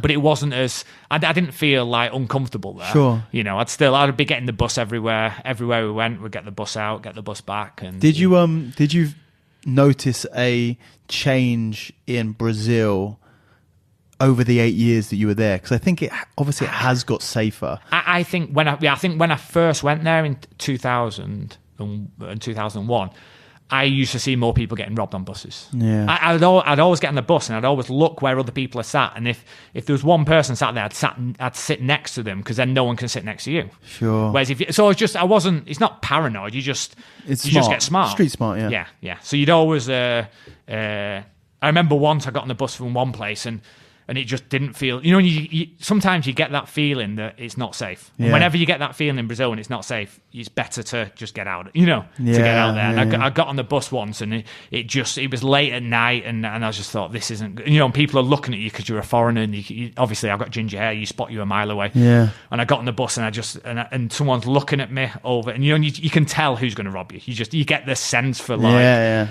I'm looking at someone and I was panicking and all of a sudden I heard, Foguinho. And it was someone at the back of the bus, this massive... He was only I think he's a purple belt at the gym, but he was massive. Yeah. And he was there with all his friends, and he was one of the guys from the gym, and I was like, oh, thank God. And then you suddenly feel like, I'm with him. Then everything feels safe again, Yeah. But, there was a few incidences like that, yeah. And did you get into any good street fights out there? I know the Brazilians love some street fights. Yeah, that's what I said. Because when I was talking before, someone said, "Are you going to tell that story?" I was like, "No, I can't. I'm not telling. I'm not telling that." But there was it wasn't even a street fight. And then I spoke to my wife, and she was like, "You can't tell this story, but we'll go with it anyway." I'd actually been to a nightclub called Mariozinho. Yeah, and they used to go in there, and you get 3. Like in England, if people go to a nightclub, most people drink. You know? Sure. So there was never an issue. Whereas in Brazil, people would go out and sometimes they wouldn't drink. So you'd pay to get in a nightclub and you get 3 free drinks. Yeah. And that forced you to. So if you didn't drink, you still have to pay. Yeah. Yeah. But then you might pay £10 to get in. You get 3 drinks in and then you want a few more drinks. Yeah. So we went out and I thought, 3's not like loads and you're trying to save money. So we had a few drinks before we went out to save money. Because I thought it's only 3 drinks. It's not going to be enough to. Yeah. You got to plan this stuff. Yeah, you got to plan it. So you're English, and then so we go out, and then the drinks in the nightclub were so, because you're thinking of like English drinks where you get a double. They were so strong. The 3 drinks. I went to a club. I was in Brazil, 2008. I went to a salsa club, and I got a caipirinha for myself. And you could have taken down a fucking buffalo with it. It was unbelievable. It's just like pure cachaça. It's insanely strong drinks. Yeah. So that was I've been in Brazil for ages as well. It's a rookie mistake. I should have known that, And, 3 drinks in Brazil is enough for the night by far. So I'd end up.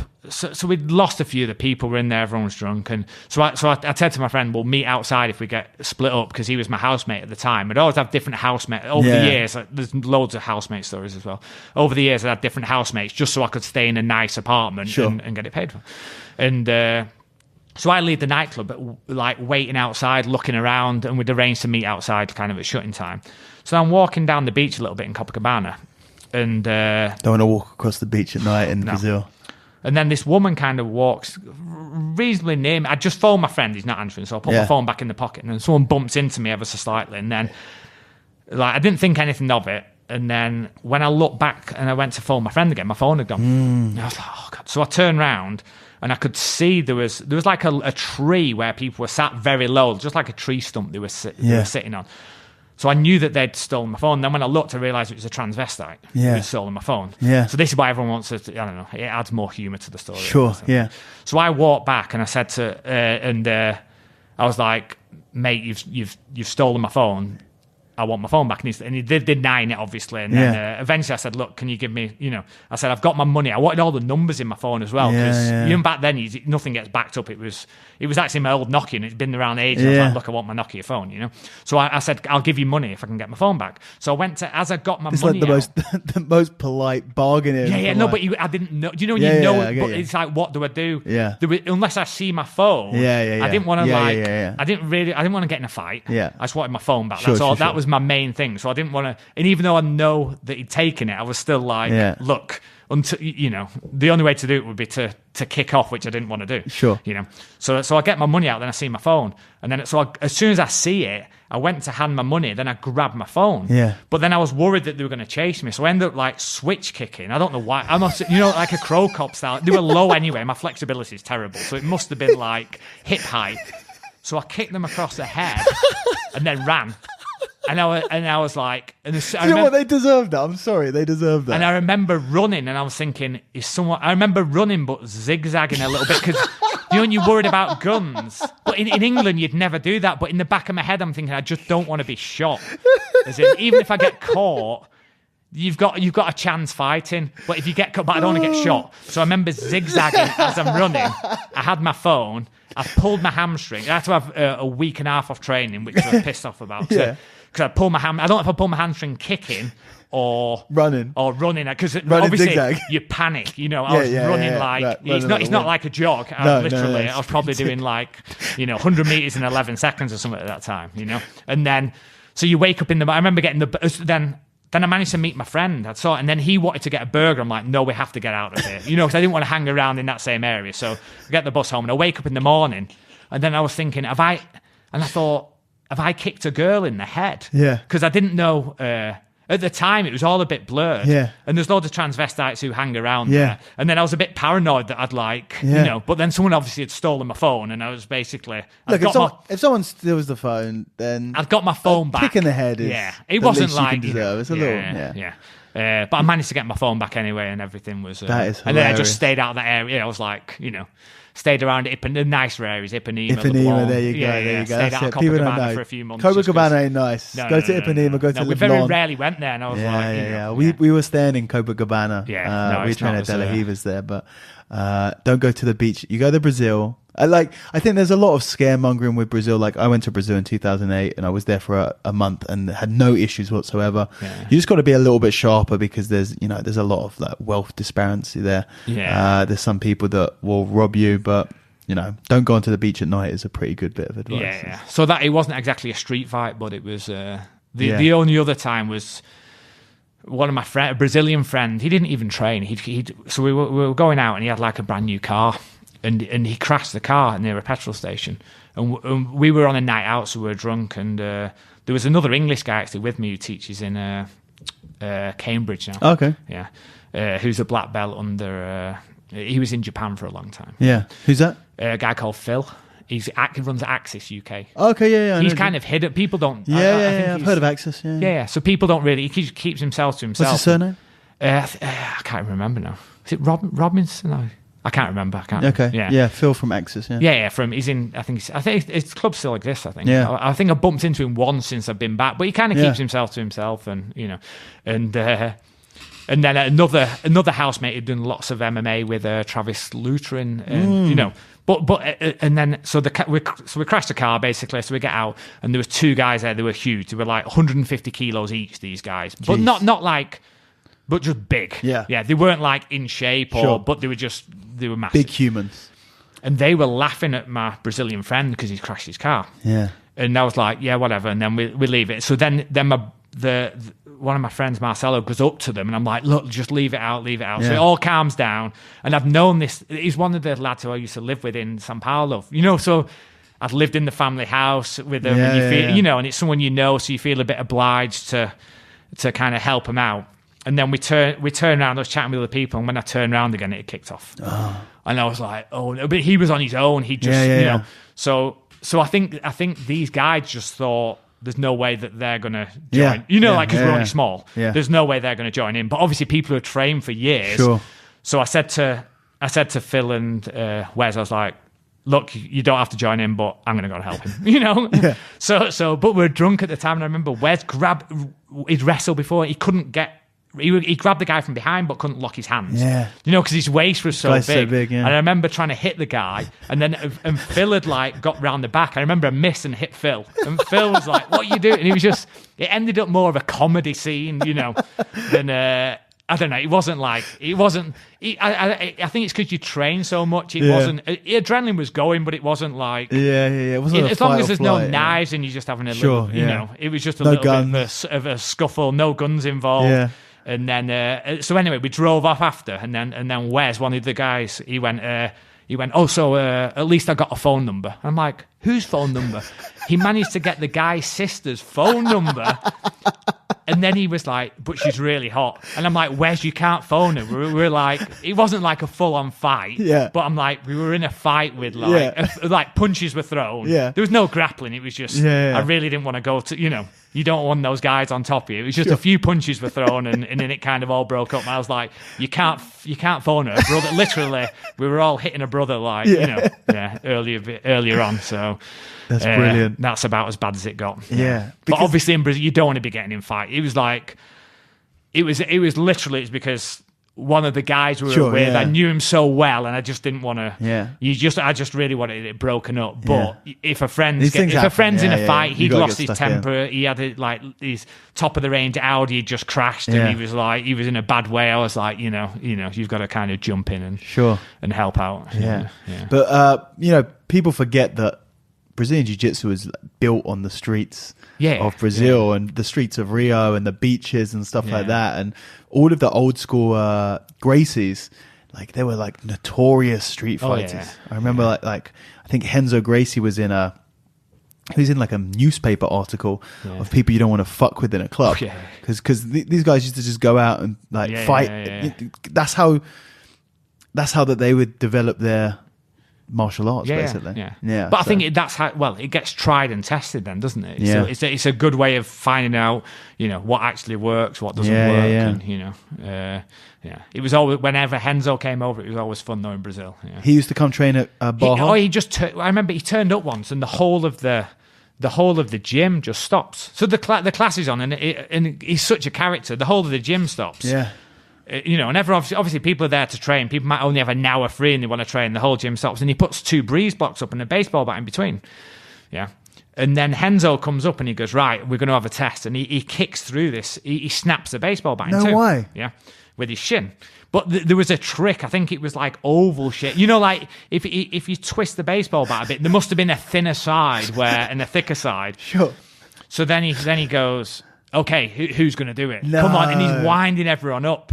And and then you can see a few people like, oh, shall I do it? Or shall I not? Try and impress Renzo, yeah. So then Roger gets up, Gracie? Roger Gracie, yeah. And he, but they had like, there was a team championships that they do in Brazil. Yeah. And obviously, there was something going on where he had a tournament coming up. So then Carlinhos was like, Roger, you've got like literally next week, you've got a big competition. You can't be breaking your shin. Yeah. So then he's like, no, it's all right. And then you saw, obviously, Renzo wants to look after Roger, So you saw Renzo then, he tweaked the baseball bat. So he must have tweaked it so it was on the thinner side. So then I think Roger then walks up, kicks his shin through it, and then goes again. But it was a fun, it was just the way Renzo lit the whole of the gym lit up, Yeah, he's like ridiculously charismatic. Yeah. Which was, it was a fun evening. Yeah.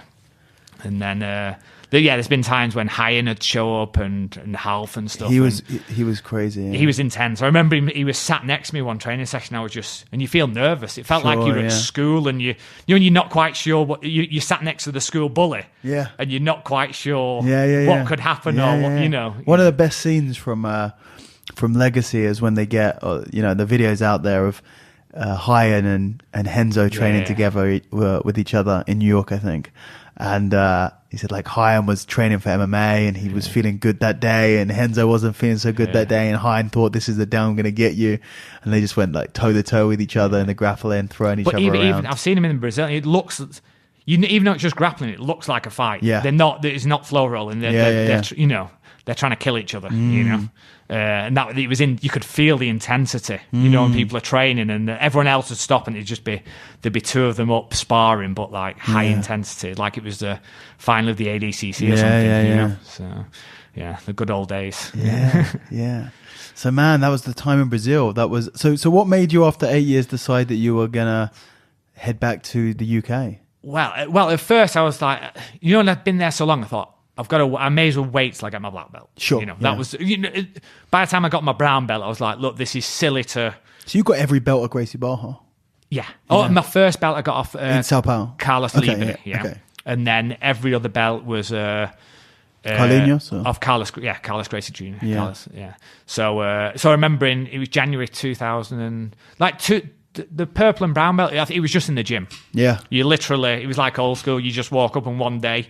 No one else might get the belt. There was no grading, One day they'd just be like, here's your belt, and they'd shout you out in front of everyone. I think I'd won this... I'd won the state championships or something at Purple. I'd won something at Purple. Yeah. or the World Masters or something at purple. I got bronze in or something. There's a few competitions, and then I got my brown belt, and then but on the black belt they started to do barbecues. So it's generally at the end of the year they do a barbecue. Yeah. But in 2006 they didn't do it at the end of the year, so they did it January 2007. Yeah. So so I turn up to the barbecue. So you're just in shorts and t-shirt and whatever, and there's probably a few hundred. There was a lot of people. Wow. Because it was at the big event. Yeah. It's a big event, and then they give a few lower grades out, and then they said, right, for all the black belts. No one's in their gis or anything. No one's in the gis. Yeah. No. So then for the black belts, they said, we're just gonna we'll shout you out, and then you got to give a speech. And then when they think, am I going to get my black belt? You're not thinking about it too much. And then I thought, you know what? And there's so many people. I thought I don't want to give a speech in front of this many people. Yeah. So I thought if I do, I'll just copy off whoever else gets a black belt. I'll just get what they say and just kind of copy a bit. So then Carlino stands up and he goes, the first black belt, and it's like Steve, and I'm like, shit. And you're like, and then but there was no. I've literally got 2 photos of the back of me that someone else took. But they're not. It's like the worst. So they give you the belt, and no, there was no belt. No, there was no belt. There's no belt. So basically, I just stood up in front of everyone. I don't know, there might have been 200-300 people there, and then so I started speaking. It's so crazy, isn't it? Like how different it is. Yeah. And that wasn't. That was 2007. This was January 2007. Yeah. Wow. So then, so I stand up in front of everyone. And everyone's like, speech. So as a joke, I just started off in English. Yeah. Sure. And then everyone's like booing and stuff. Yeah. So then I was like, okay. So then, my Portuguese was okay, but it's your Portuguese must be pretty damn good. Yeah, because by then I'd been there like 7 years. Yeah. And but then, given an unprepared, even today I was thinking of things to say. Sure. And this is in English and just having a chat with and even though people are listening to it, it feels like I'm just chatting with you. Yeah. And that's my job. Yeah, that's the idea. So then I was like, wow, I've got to give a speech, an unprepared speech in a different language, and then you don't know who to thank, what to say, and everything, and it's a massive thing. And then you don't want to start crying in the speech, which is what loads of people do, because it's been so long, and all the injuries and everything you've been through, and all. It's a massive day. It's a huge event. It's a big event, and when you think you prepared, all your life has been around, like kind of working towards this. Yeah. This kind of black belt thing, but everything. It was the speech was cool anyway. It all went well. And then, but I wish I'd have had like video footage. I've even Googled online to see if anyone else had like filmed it and put it online and stuff. So I just got a couple of photos from. So they just said, that you're a black belt now, and go buy yourself a black belt and wear it next time you're on the mat. Yeah, I couldn't find a black belt in Rio. I was turning up in a brown belt at class for like 3 weeks. Yeah. And because there was none in any stores, then I ended up getting a belt that was I found an Etama belt that was too small. So my first black belt was actually too small for me, and then eventually I got an A2. I found at the time, I don't know, the sizes seems to have changed. I used to be A2, and then I don't know if the size of belts has changed or whatever. Yeah. So I had the wrong size belt for a bit. I had a brown belt for 3 weeks, and I found the black belt, and then.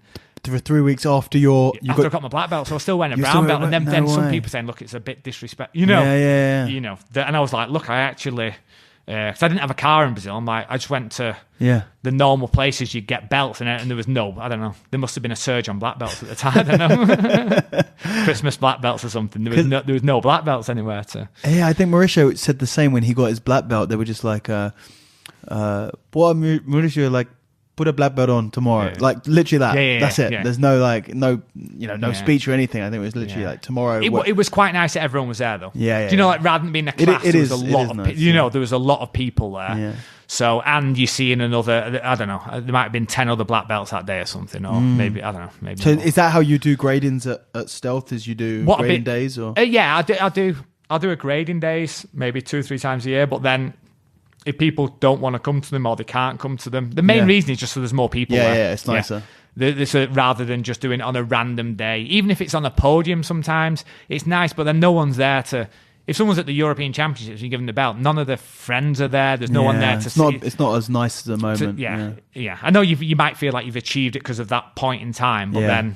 I just thought it's nicer when there's more people there to kind of celebrate it with you. Yeah. So, but obviously if people don't want to...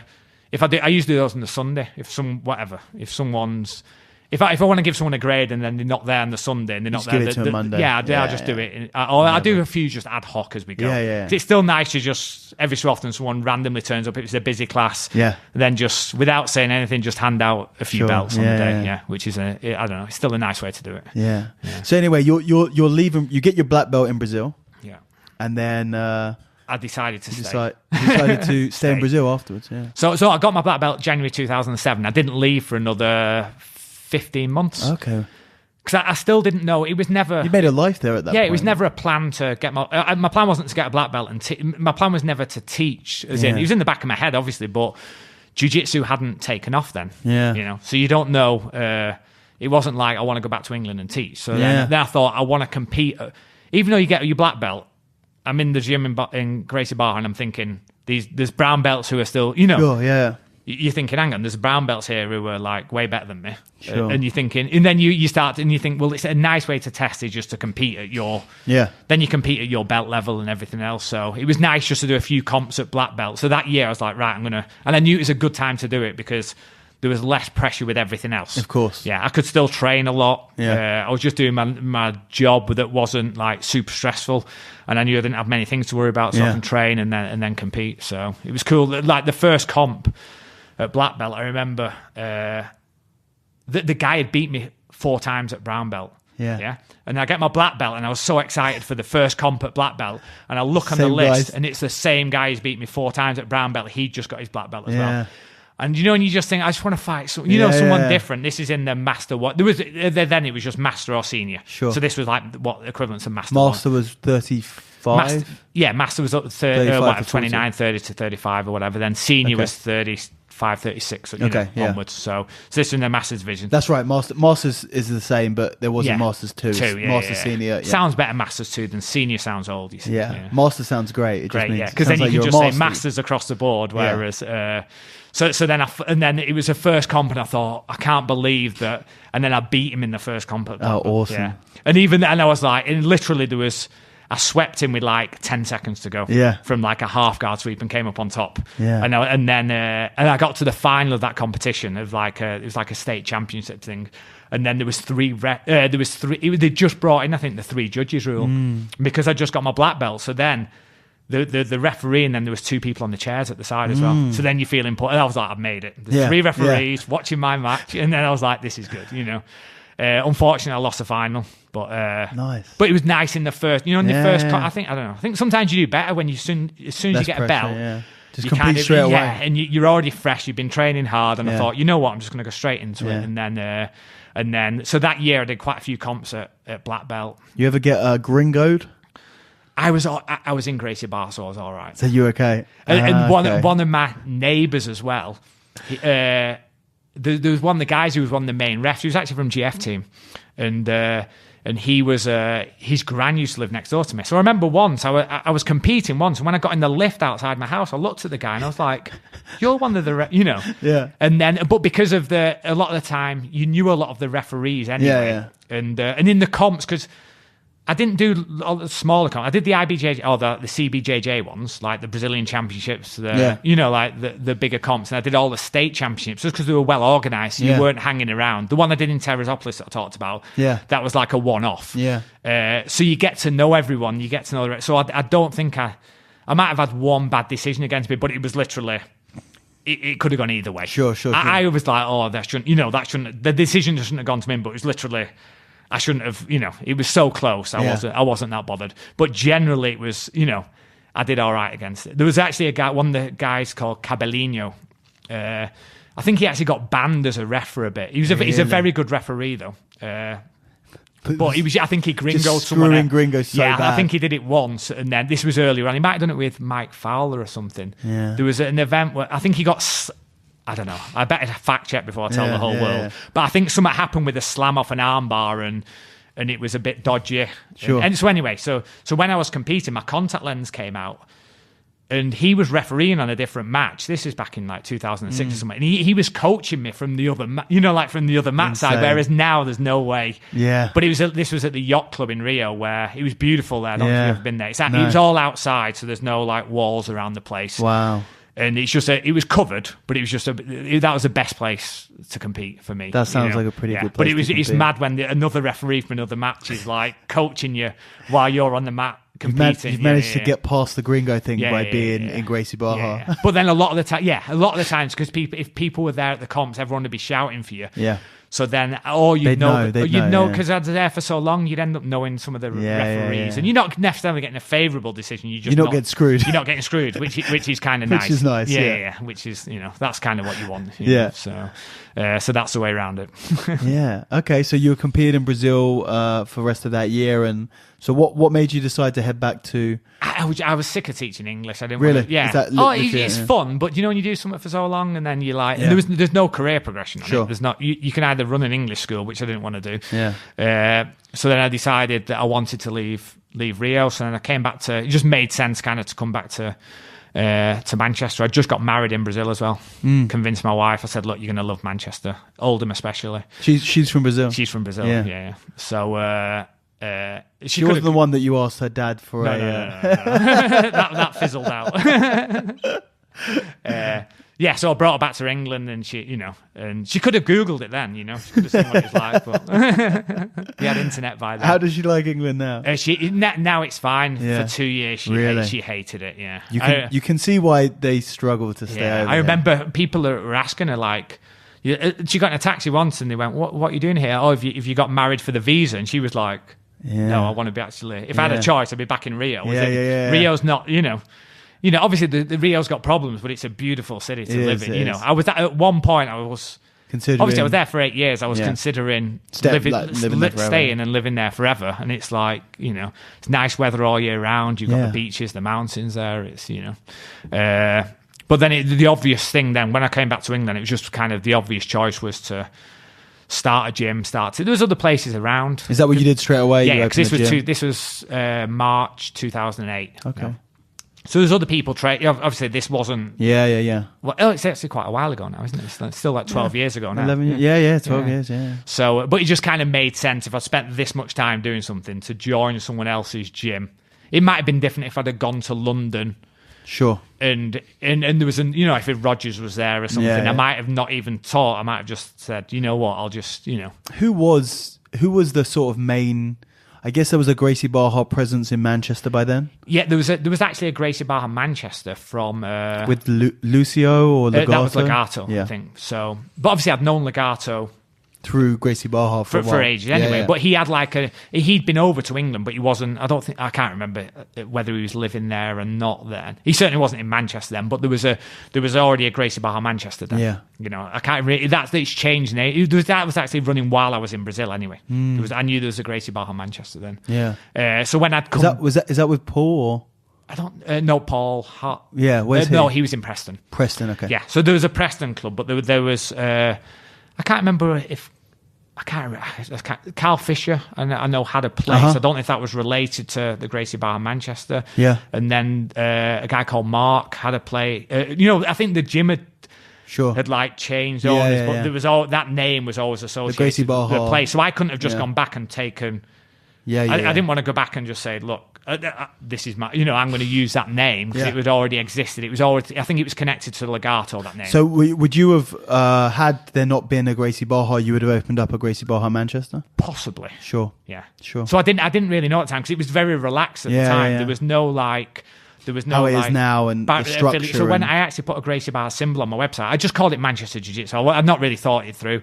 I'd done a website myself when I was in Brazil that I'd knocked up myself on Dreamweaver, just so I had an actual... So you knew before you moved back that's what you were going to do? Yeah. So 3-4 months before I was moving back, I thought, let's get a website up, let's get it, And then, so I put the Gracie Barra symbol on my website, but I'd not called it Gracie Barra. I'd not called it Gracie Barra, and at the time, and then there was some confusion then, where someone else had put a random directory. That people used to do like club directories, and someone had just taken my information and got it confused and called that Gracie Barra Manchester. Yeah. So then Legato phones me up and goes, Steve, and we're good friends. And he goes, Steve, he said, there's no problem. It's just this other, make sure it's clear the name of your gym. Yeah. So then I looked round, and then like on the third page of Google or something, someone had confused mine with the Gracie Barra Manchester. So then I'd taken the Gracie Barra. So I just thought, just to make no confusion, I took the Gracie Barra symbol off my website then, and then I just kind of carried on the way I was doing it. Yeah. But it was nice to do my own thing, the own thing anyway. I saw the way that things were going with Gracie Barra, and I wanted the flexibility to run. It was starting to get a little bit more I still wanted to run the regimented. classes the way I wanted to run it, so I could have like the flexibility of teaching how I wanted to teach. I didn't know if they were going to have syllabus. I don't know exactly how it's run now, but I didn't want to have a syllabus that you have to teach off from someone else's syllabus, or certain restrictions on the gym, which is brilliant for some people. That's amazing. Not for everyone. Yeah, but not for everyone. It's like it's the perfect thing, and it sometimes when you're doing, there's a lot of work in running the gym. Sometimes I think it might have been easier just taking someone else's template and just but then there's something nice about everyone. It's not for everyone. Yeah, but then I'm glad I did it the way I did it now. And everything's worked out. Yeah. So how did the name Stealth come along? Well, I called it Manchester Jiu-Jitsu, which is not the smartest thing. It's too, but there weren't that many clubs then, so it just kind of it worked for a little bit. So I just sent a form out to all my members and said, like, what should we call the gym? Really? Yeah. Because I didn't know. I just went. How many years into the gym was this? About a year or something. Okay. Yeah. So I was like, so I came up with a few like crappy ideas, and everyone was like, no, you can't do that. Yeah. And then someone put, why don't you call it Stealth? So then I sent another form out saying, should we call it Stealth? I think it was MailChimp or something, or some survey, a survey monkey or something. Yeah. So I'd sent it out saying, look, someone said Stealth, what do you think? And then a few people said, yeah, it's better than what I'd chosen. So I was like, well, yeah, let's go with it then. Yeah. What were the other options? I think it was something like Inferno or something. Or some classic. No, the problem is I wanted, because my nickname was Foguinho, I wanted some, but then I thought it's not good to have a name that is hard to say because of the spelling. It's like Fogui, So I thought it's not, you need something that's easier to say. But then Foguinho is related to fire. So now I was so in my first website, I had flames coming. I did it in Dreamweaver and Paint Shop Pro, and I figured out how to do flames. And I wasn't thinking, what does it look like? I was thinking, shit, I can do this. The fact that I could do it was, I was like, and then so I designed my whole first website, and it looked absolutely crap. So I actually. We're so concerned trying to work out whether we could. Yeah. We never thought whether we should. Exactly. That is.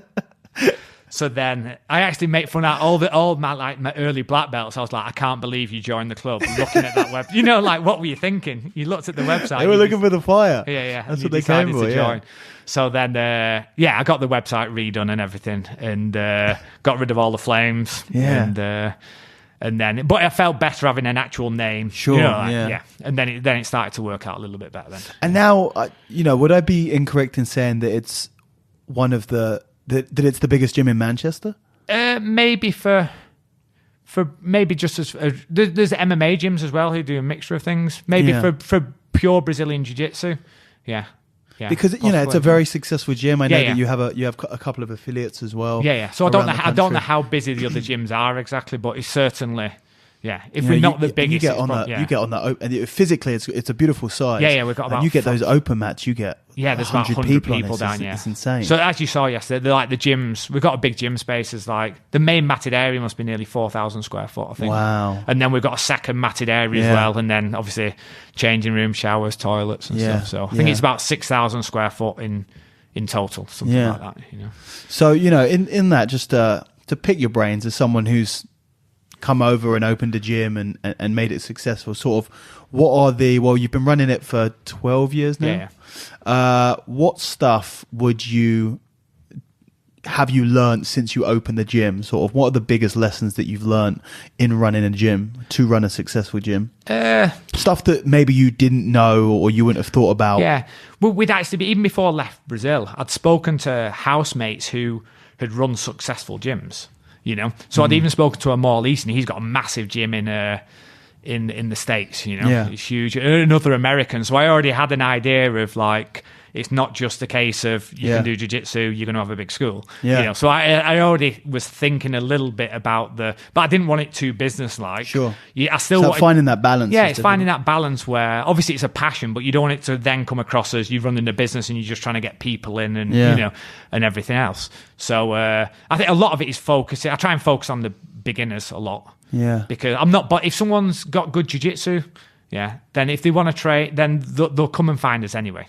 They're the people who generally look around different gyms and then they'll choose the gym they want to go to. Yeah. Whereas it's the beginners who you want to, like nearly all the good guys in the gym are people I've brought on since they come in as complete beginners. Sure. Yeah. Like I think nearly all my black belts, they were like complete beginners and they've worked through like all the grades, of going up. And then a lot of the people have come in from scratch and have stayed at the gym. And luckily not many people have left to open other gyms, so it's nice that everyone's still. I'm not against that. It's just it's nice that everyone's still in that.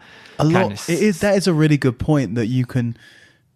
It's almost if your gym gets too big, or when a gym gets to its peak, you'd always think that a gym would be moving upwards. It's always going to get bigger. It's always going to be better. But you see a lot of gyms where it's sort of there's a bubble, and they create all of these great athletes, and then it pops and they disperse. And they're going to, even if it's not on purpose, they're going to take a few students here and there. But you lose one of your top black belts, you lose one of your top brown belts there. And then actually it sort of gets smaller or less competitive and stuff like that. Though. It's more the atmosphere. You still want people there to, just so it's a good, like so when people turn up, there's a good training atmosphere, and there's always, in the evening classes, there's always like black belts down and, and good level guys to train with. But I think sometimes it's changed. Like earlier on, I think generally if you got a black belt, you'd open a school. Yeah, well, back in the day when I started, it was if you were a brown belt, you're doing it professionally pretty much. Because there were so few of them. Yeah. Whereas in Brazil, it wasn't like that. There were so many people who were, they might have been competitors, but they weren't teaching. Well, nowadays it's like that in the UK as well. Just because you're a black belt, the idea of a black belt student is relatively recent. Yeah. So that's what's happened at the gym now. There's quite a few black belts at the gym, and they just, they might train twice a week. Yeah. And then they just, in the past they might have trained a lot more, but life gets in the way, but they're still training, which is exactly what happened in Brazil. So you get in the people end up becoming black belt hobbyists, they're still very good. Yeah. But they're just not putting in the time that they put in before. Sure. And then obviously you get in the younger guys who are coming up, the blue belts, the purple belts, who are putting in like, 20 hours a week, they're training a lot, and then they're like the next generation coming through. And you do have a lot of good grapplers out of Stealth, don't you? Yeah, there's a lot. Yeah. What is it? Do you do anything in particular to to incubate that talent, or is it just something that seems to happen naturally as a result? I think it's just natural. Like even for competitions, I never push people into competing. And we seem to have more competitors at the gym than a lot of other gym. But I think it's just because of the environment where people drag people along. So then everyone's like, oh, there's a competition this weekend. Do you want to, and it's not me doing it. I'm not, if people want to compete, they can compete. If they don't want to compete, I've never forced anyone. I've never even told anyone to compete. I don't even mention competition sometimes. And the gyms just can't, it's more the other students who will go. Well, that's what you want. Because if it's just you as the instructor, like you need to as the owner of the gym, as the head of the gym, you set the tone of the rest of the gym. But if you're the only one doing that, if you have to keep on hammering that home, then you're not instilling the same values and ethos to some of the higher grades below you. I think when other people are doing your work for you, it's a lot easier. It's easier, but two, it goes to show that you've managed to sort of pass on that same mentality, and it means that I think that you're probably going to end up with a lot more longevity from that sort of same environment, that same culture. Do that purposely, as in if someone new comes into the gym, I get someone else to speak to them, and then they talk about me, so I don't have to talk about me. Sure, yeah. This is an exception today. But I feel a lot. It's like I would feel a lot more comfortable speaking about someone else. Yeah. Like if I was speaking about you, and I'd be like, "Oh, Dan Strauss, amazing jiu-jitsu," And whereas if it's about yourself, you feel a little bit more. I think it's and it's something that I've experienced with a lot of people talking on the podcast, and it's one of the reasons why I've always tried to make it a lot more relaxed than a lot of people who do interviews. I never call it interview. It's just a chat. and you're going to get information out of it regardless. But a lot of people, when they do it, I've done podcasts where, how'd you get your nickname? First one, always give a different answer every time. Yeah. Secondly, so you really like strength and conditioning. Tell us about that. And then you just got to like reel off the same fucking answer every single time. So I think when you're doing that, it's hard to because you feel like you're almost trying to sell yourself. What do they want? But yeah, like when you're just chatting and shooting the shit. But that's what I think. Before I planned stuff, and others thought, you know what, we should just come in, have a chat. You don't have to plan anything, yeah. And it makes things a lot easier. It's easy, yeah. So last couple of things. Obviously, you've been training for a very long time. So how long you been doing jiu-jitsu for now? When people ask me that, I'm like, I don't know I don't know when the start point was. Yeah. So is it from when you first learned how to do Achilles lock? Yeah, but then from actually probably 93 is probably when I was doing groundwork twice a week. Like just groundwork. Yeah. Twice a week regularly. So 26, 27 years. Yeah. Yeah. And in that time, obviously, I don't know. Do you still compete now? I've not competed for about 4 years now. Yeah. Is that just something that's behind you? You're not too fussed about? I'm not too. Like even when I was in Brazil, I wanted to. I thought I need to compete. I want to compete. Yeah. And then now what I've done is since I've come back from Brazil, even then, I've always just gone into a comp without much, more for a little bit of fun. Yeah. And I've not actually done any preparation leading up to the comp really, except you do a few more rounds and stuff. But I've not competed. I'll do like the odd Euro. It's the worst competition for me in the world though. Really? Never won a fight. Yeah. I've done 3 European Championships and lost my first fight. They're very, it was like that for me at the Mundials actually. When I used to fight in the gi, just some tournaments just have your number. Yeah. I won fights, but I just always felt that I didn't put in the performance that I could have put in.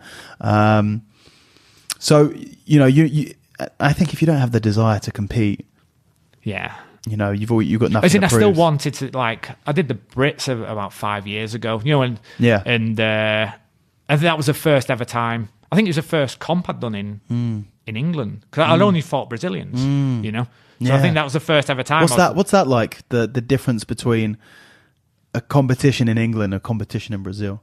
I was so used to the intensity of. No, I was just so used to. It was actually probably more. I was more tense in England because I was so used to just being in Brazil, and I had like a procedure that I went through. So there's nowhere to warm up in Brazil. So I'd always take my towel, and in Tijuca Tennis Club, I found like this little spot that's probably a meter and a half square up some stairs where there was a dead end, and I'd always warm up there. Yeah, and I knew I had like my whole routine. So every time I fought, I knew. And then you'd feel comfortable. If you went through the same process before you compete, you feel a lot more comfortable. Yeah. So it's nice going to that ritual before. I'm sure loads of other people do, whether it's in MMA and other things, Whereas, and then when I was competing in Birmingham, the Brits, I was like, oh, this is... They have a warm-up mat. Like, how do I warm up on a mat? So, no, it was a good day. I lost in the final to Rafael dos Santos. Oh, he's a beast. He's strong. Yeah, he's a beast. And because what I was going to say, the reason why I asked how long you've been training, you competed a lot in Brazil and continue to train now. A question that I always get for the more old school guys is, how has your training had to adapt to as you got older?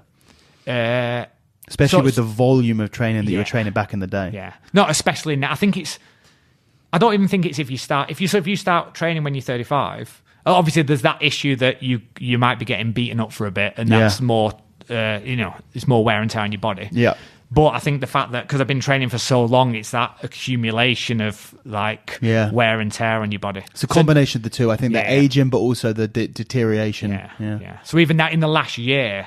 So I've been sparring in the last year but I've been trying to grab lighter people. Yeah. People might, you got to fight smarter. Yeah, the blue and purple, and literally after when I've done half an hour sparring, I'll stop. And it's so hard to, like when you're warm and you feel great. Yeah. You're not tired, you're not gassed. And I'm like... Is that your limit at half an hour? That's what I've been doing recently. In the last few months, I've just been... And it's horrible. Because and you feel like I can do more. And then I've just been doing strength and conditioning twice a week at least. And then just doing other things, You feel more resilient to injuries when you're doing your S&C? Yeah. So I felt a lot better. And I just try not to... even when you feel great, it's hard not to push it. And then all of a sudden, then it comes into your head, I might compete again, but then it's that whole process, and then you start naturally training harder. And then it's injuries, and you're thinking, well, if you want to be doing this in 15 years' time, in 20 years' time, how much wear and tear is it going to take on your body? Absolutely. Over the years. So I've not got any plans to compete again, but I've not. Yeah. But you never know, You never know, exactly. Sometimes you just think. Sometimes it's just life changes. I've been rolling pretty good. And and you feel good. You get the bug for it. Yeah, you feel good, and then you think, you know what, I'm going to jump back in again. Awesome. Yeah. Well, I'm not sure if we missed anything out. I feel like we've done a pretty good job there. Covered pretty much everything. Yeah, I need to start getting the reactions. How long do you think we went for? An hour and a half. Yeah, about 2 hours. The other day, we did 3 hours, and David Horn thought we did like an hour. So he was way off. Yeah, man, that was really cool actually. No, that's brilliant talking to you, Dan. No, it's a pleasure, and I think for me, it's always putting the pieces of that puzzle together of all of that. All of the guys. If you could draw like a map of where everyone's been and who they've crossed path with, and everyone was here at like this seminar with Hoist Gracie here, and then they were training with Mauricio and because that's the thing, there was pockets of people all over the UK doing their own, and people traveling really far to do it, and like mixing in with other martial arts, and having like the Niwaza from Neil Adams, or like the guys who were training at Budokwai through judo as well, and it's very, very cool. But man, it's awesome to chat to you, and absolute pleasure. Hopefully I've added a little bit more to the history. Absolutely, and, what was going on up north as well. Yeah, and I think for you, for someone who's been training in Brazil for so long, I think I haven't spoken to anyone who spent that much time in Brazil, apart from obviously from the Brazilians. Yeah. So very interesting perspective. Yeah. Awesome. Brilliant. Thank you very much, Steve. All right. Appreciate Cheers, that. Dan. Thanks a lot. That is it, guys. I hope you enjoyed that episode. If you want to find out more about Steve or the gym that he runs, which is Stealth BJJ, then you can check out their Instagram, which is at Stealth BJJ, or check out their website, which is stealthbjj.com. As always, if you want to follow me or get in contact, you can email me, podcast@raspberryape.com. You can follow me on Instagram or on Twitter at raspberry_ape. You can go onto my YouTube channel, which is youtube.com/raspberryape. And if you haven't already, subscribe on SoundCloud, iTunes, Stitcher, Spotify, YouTube, whatever. That's it for now. Catch you next time. Take it easy.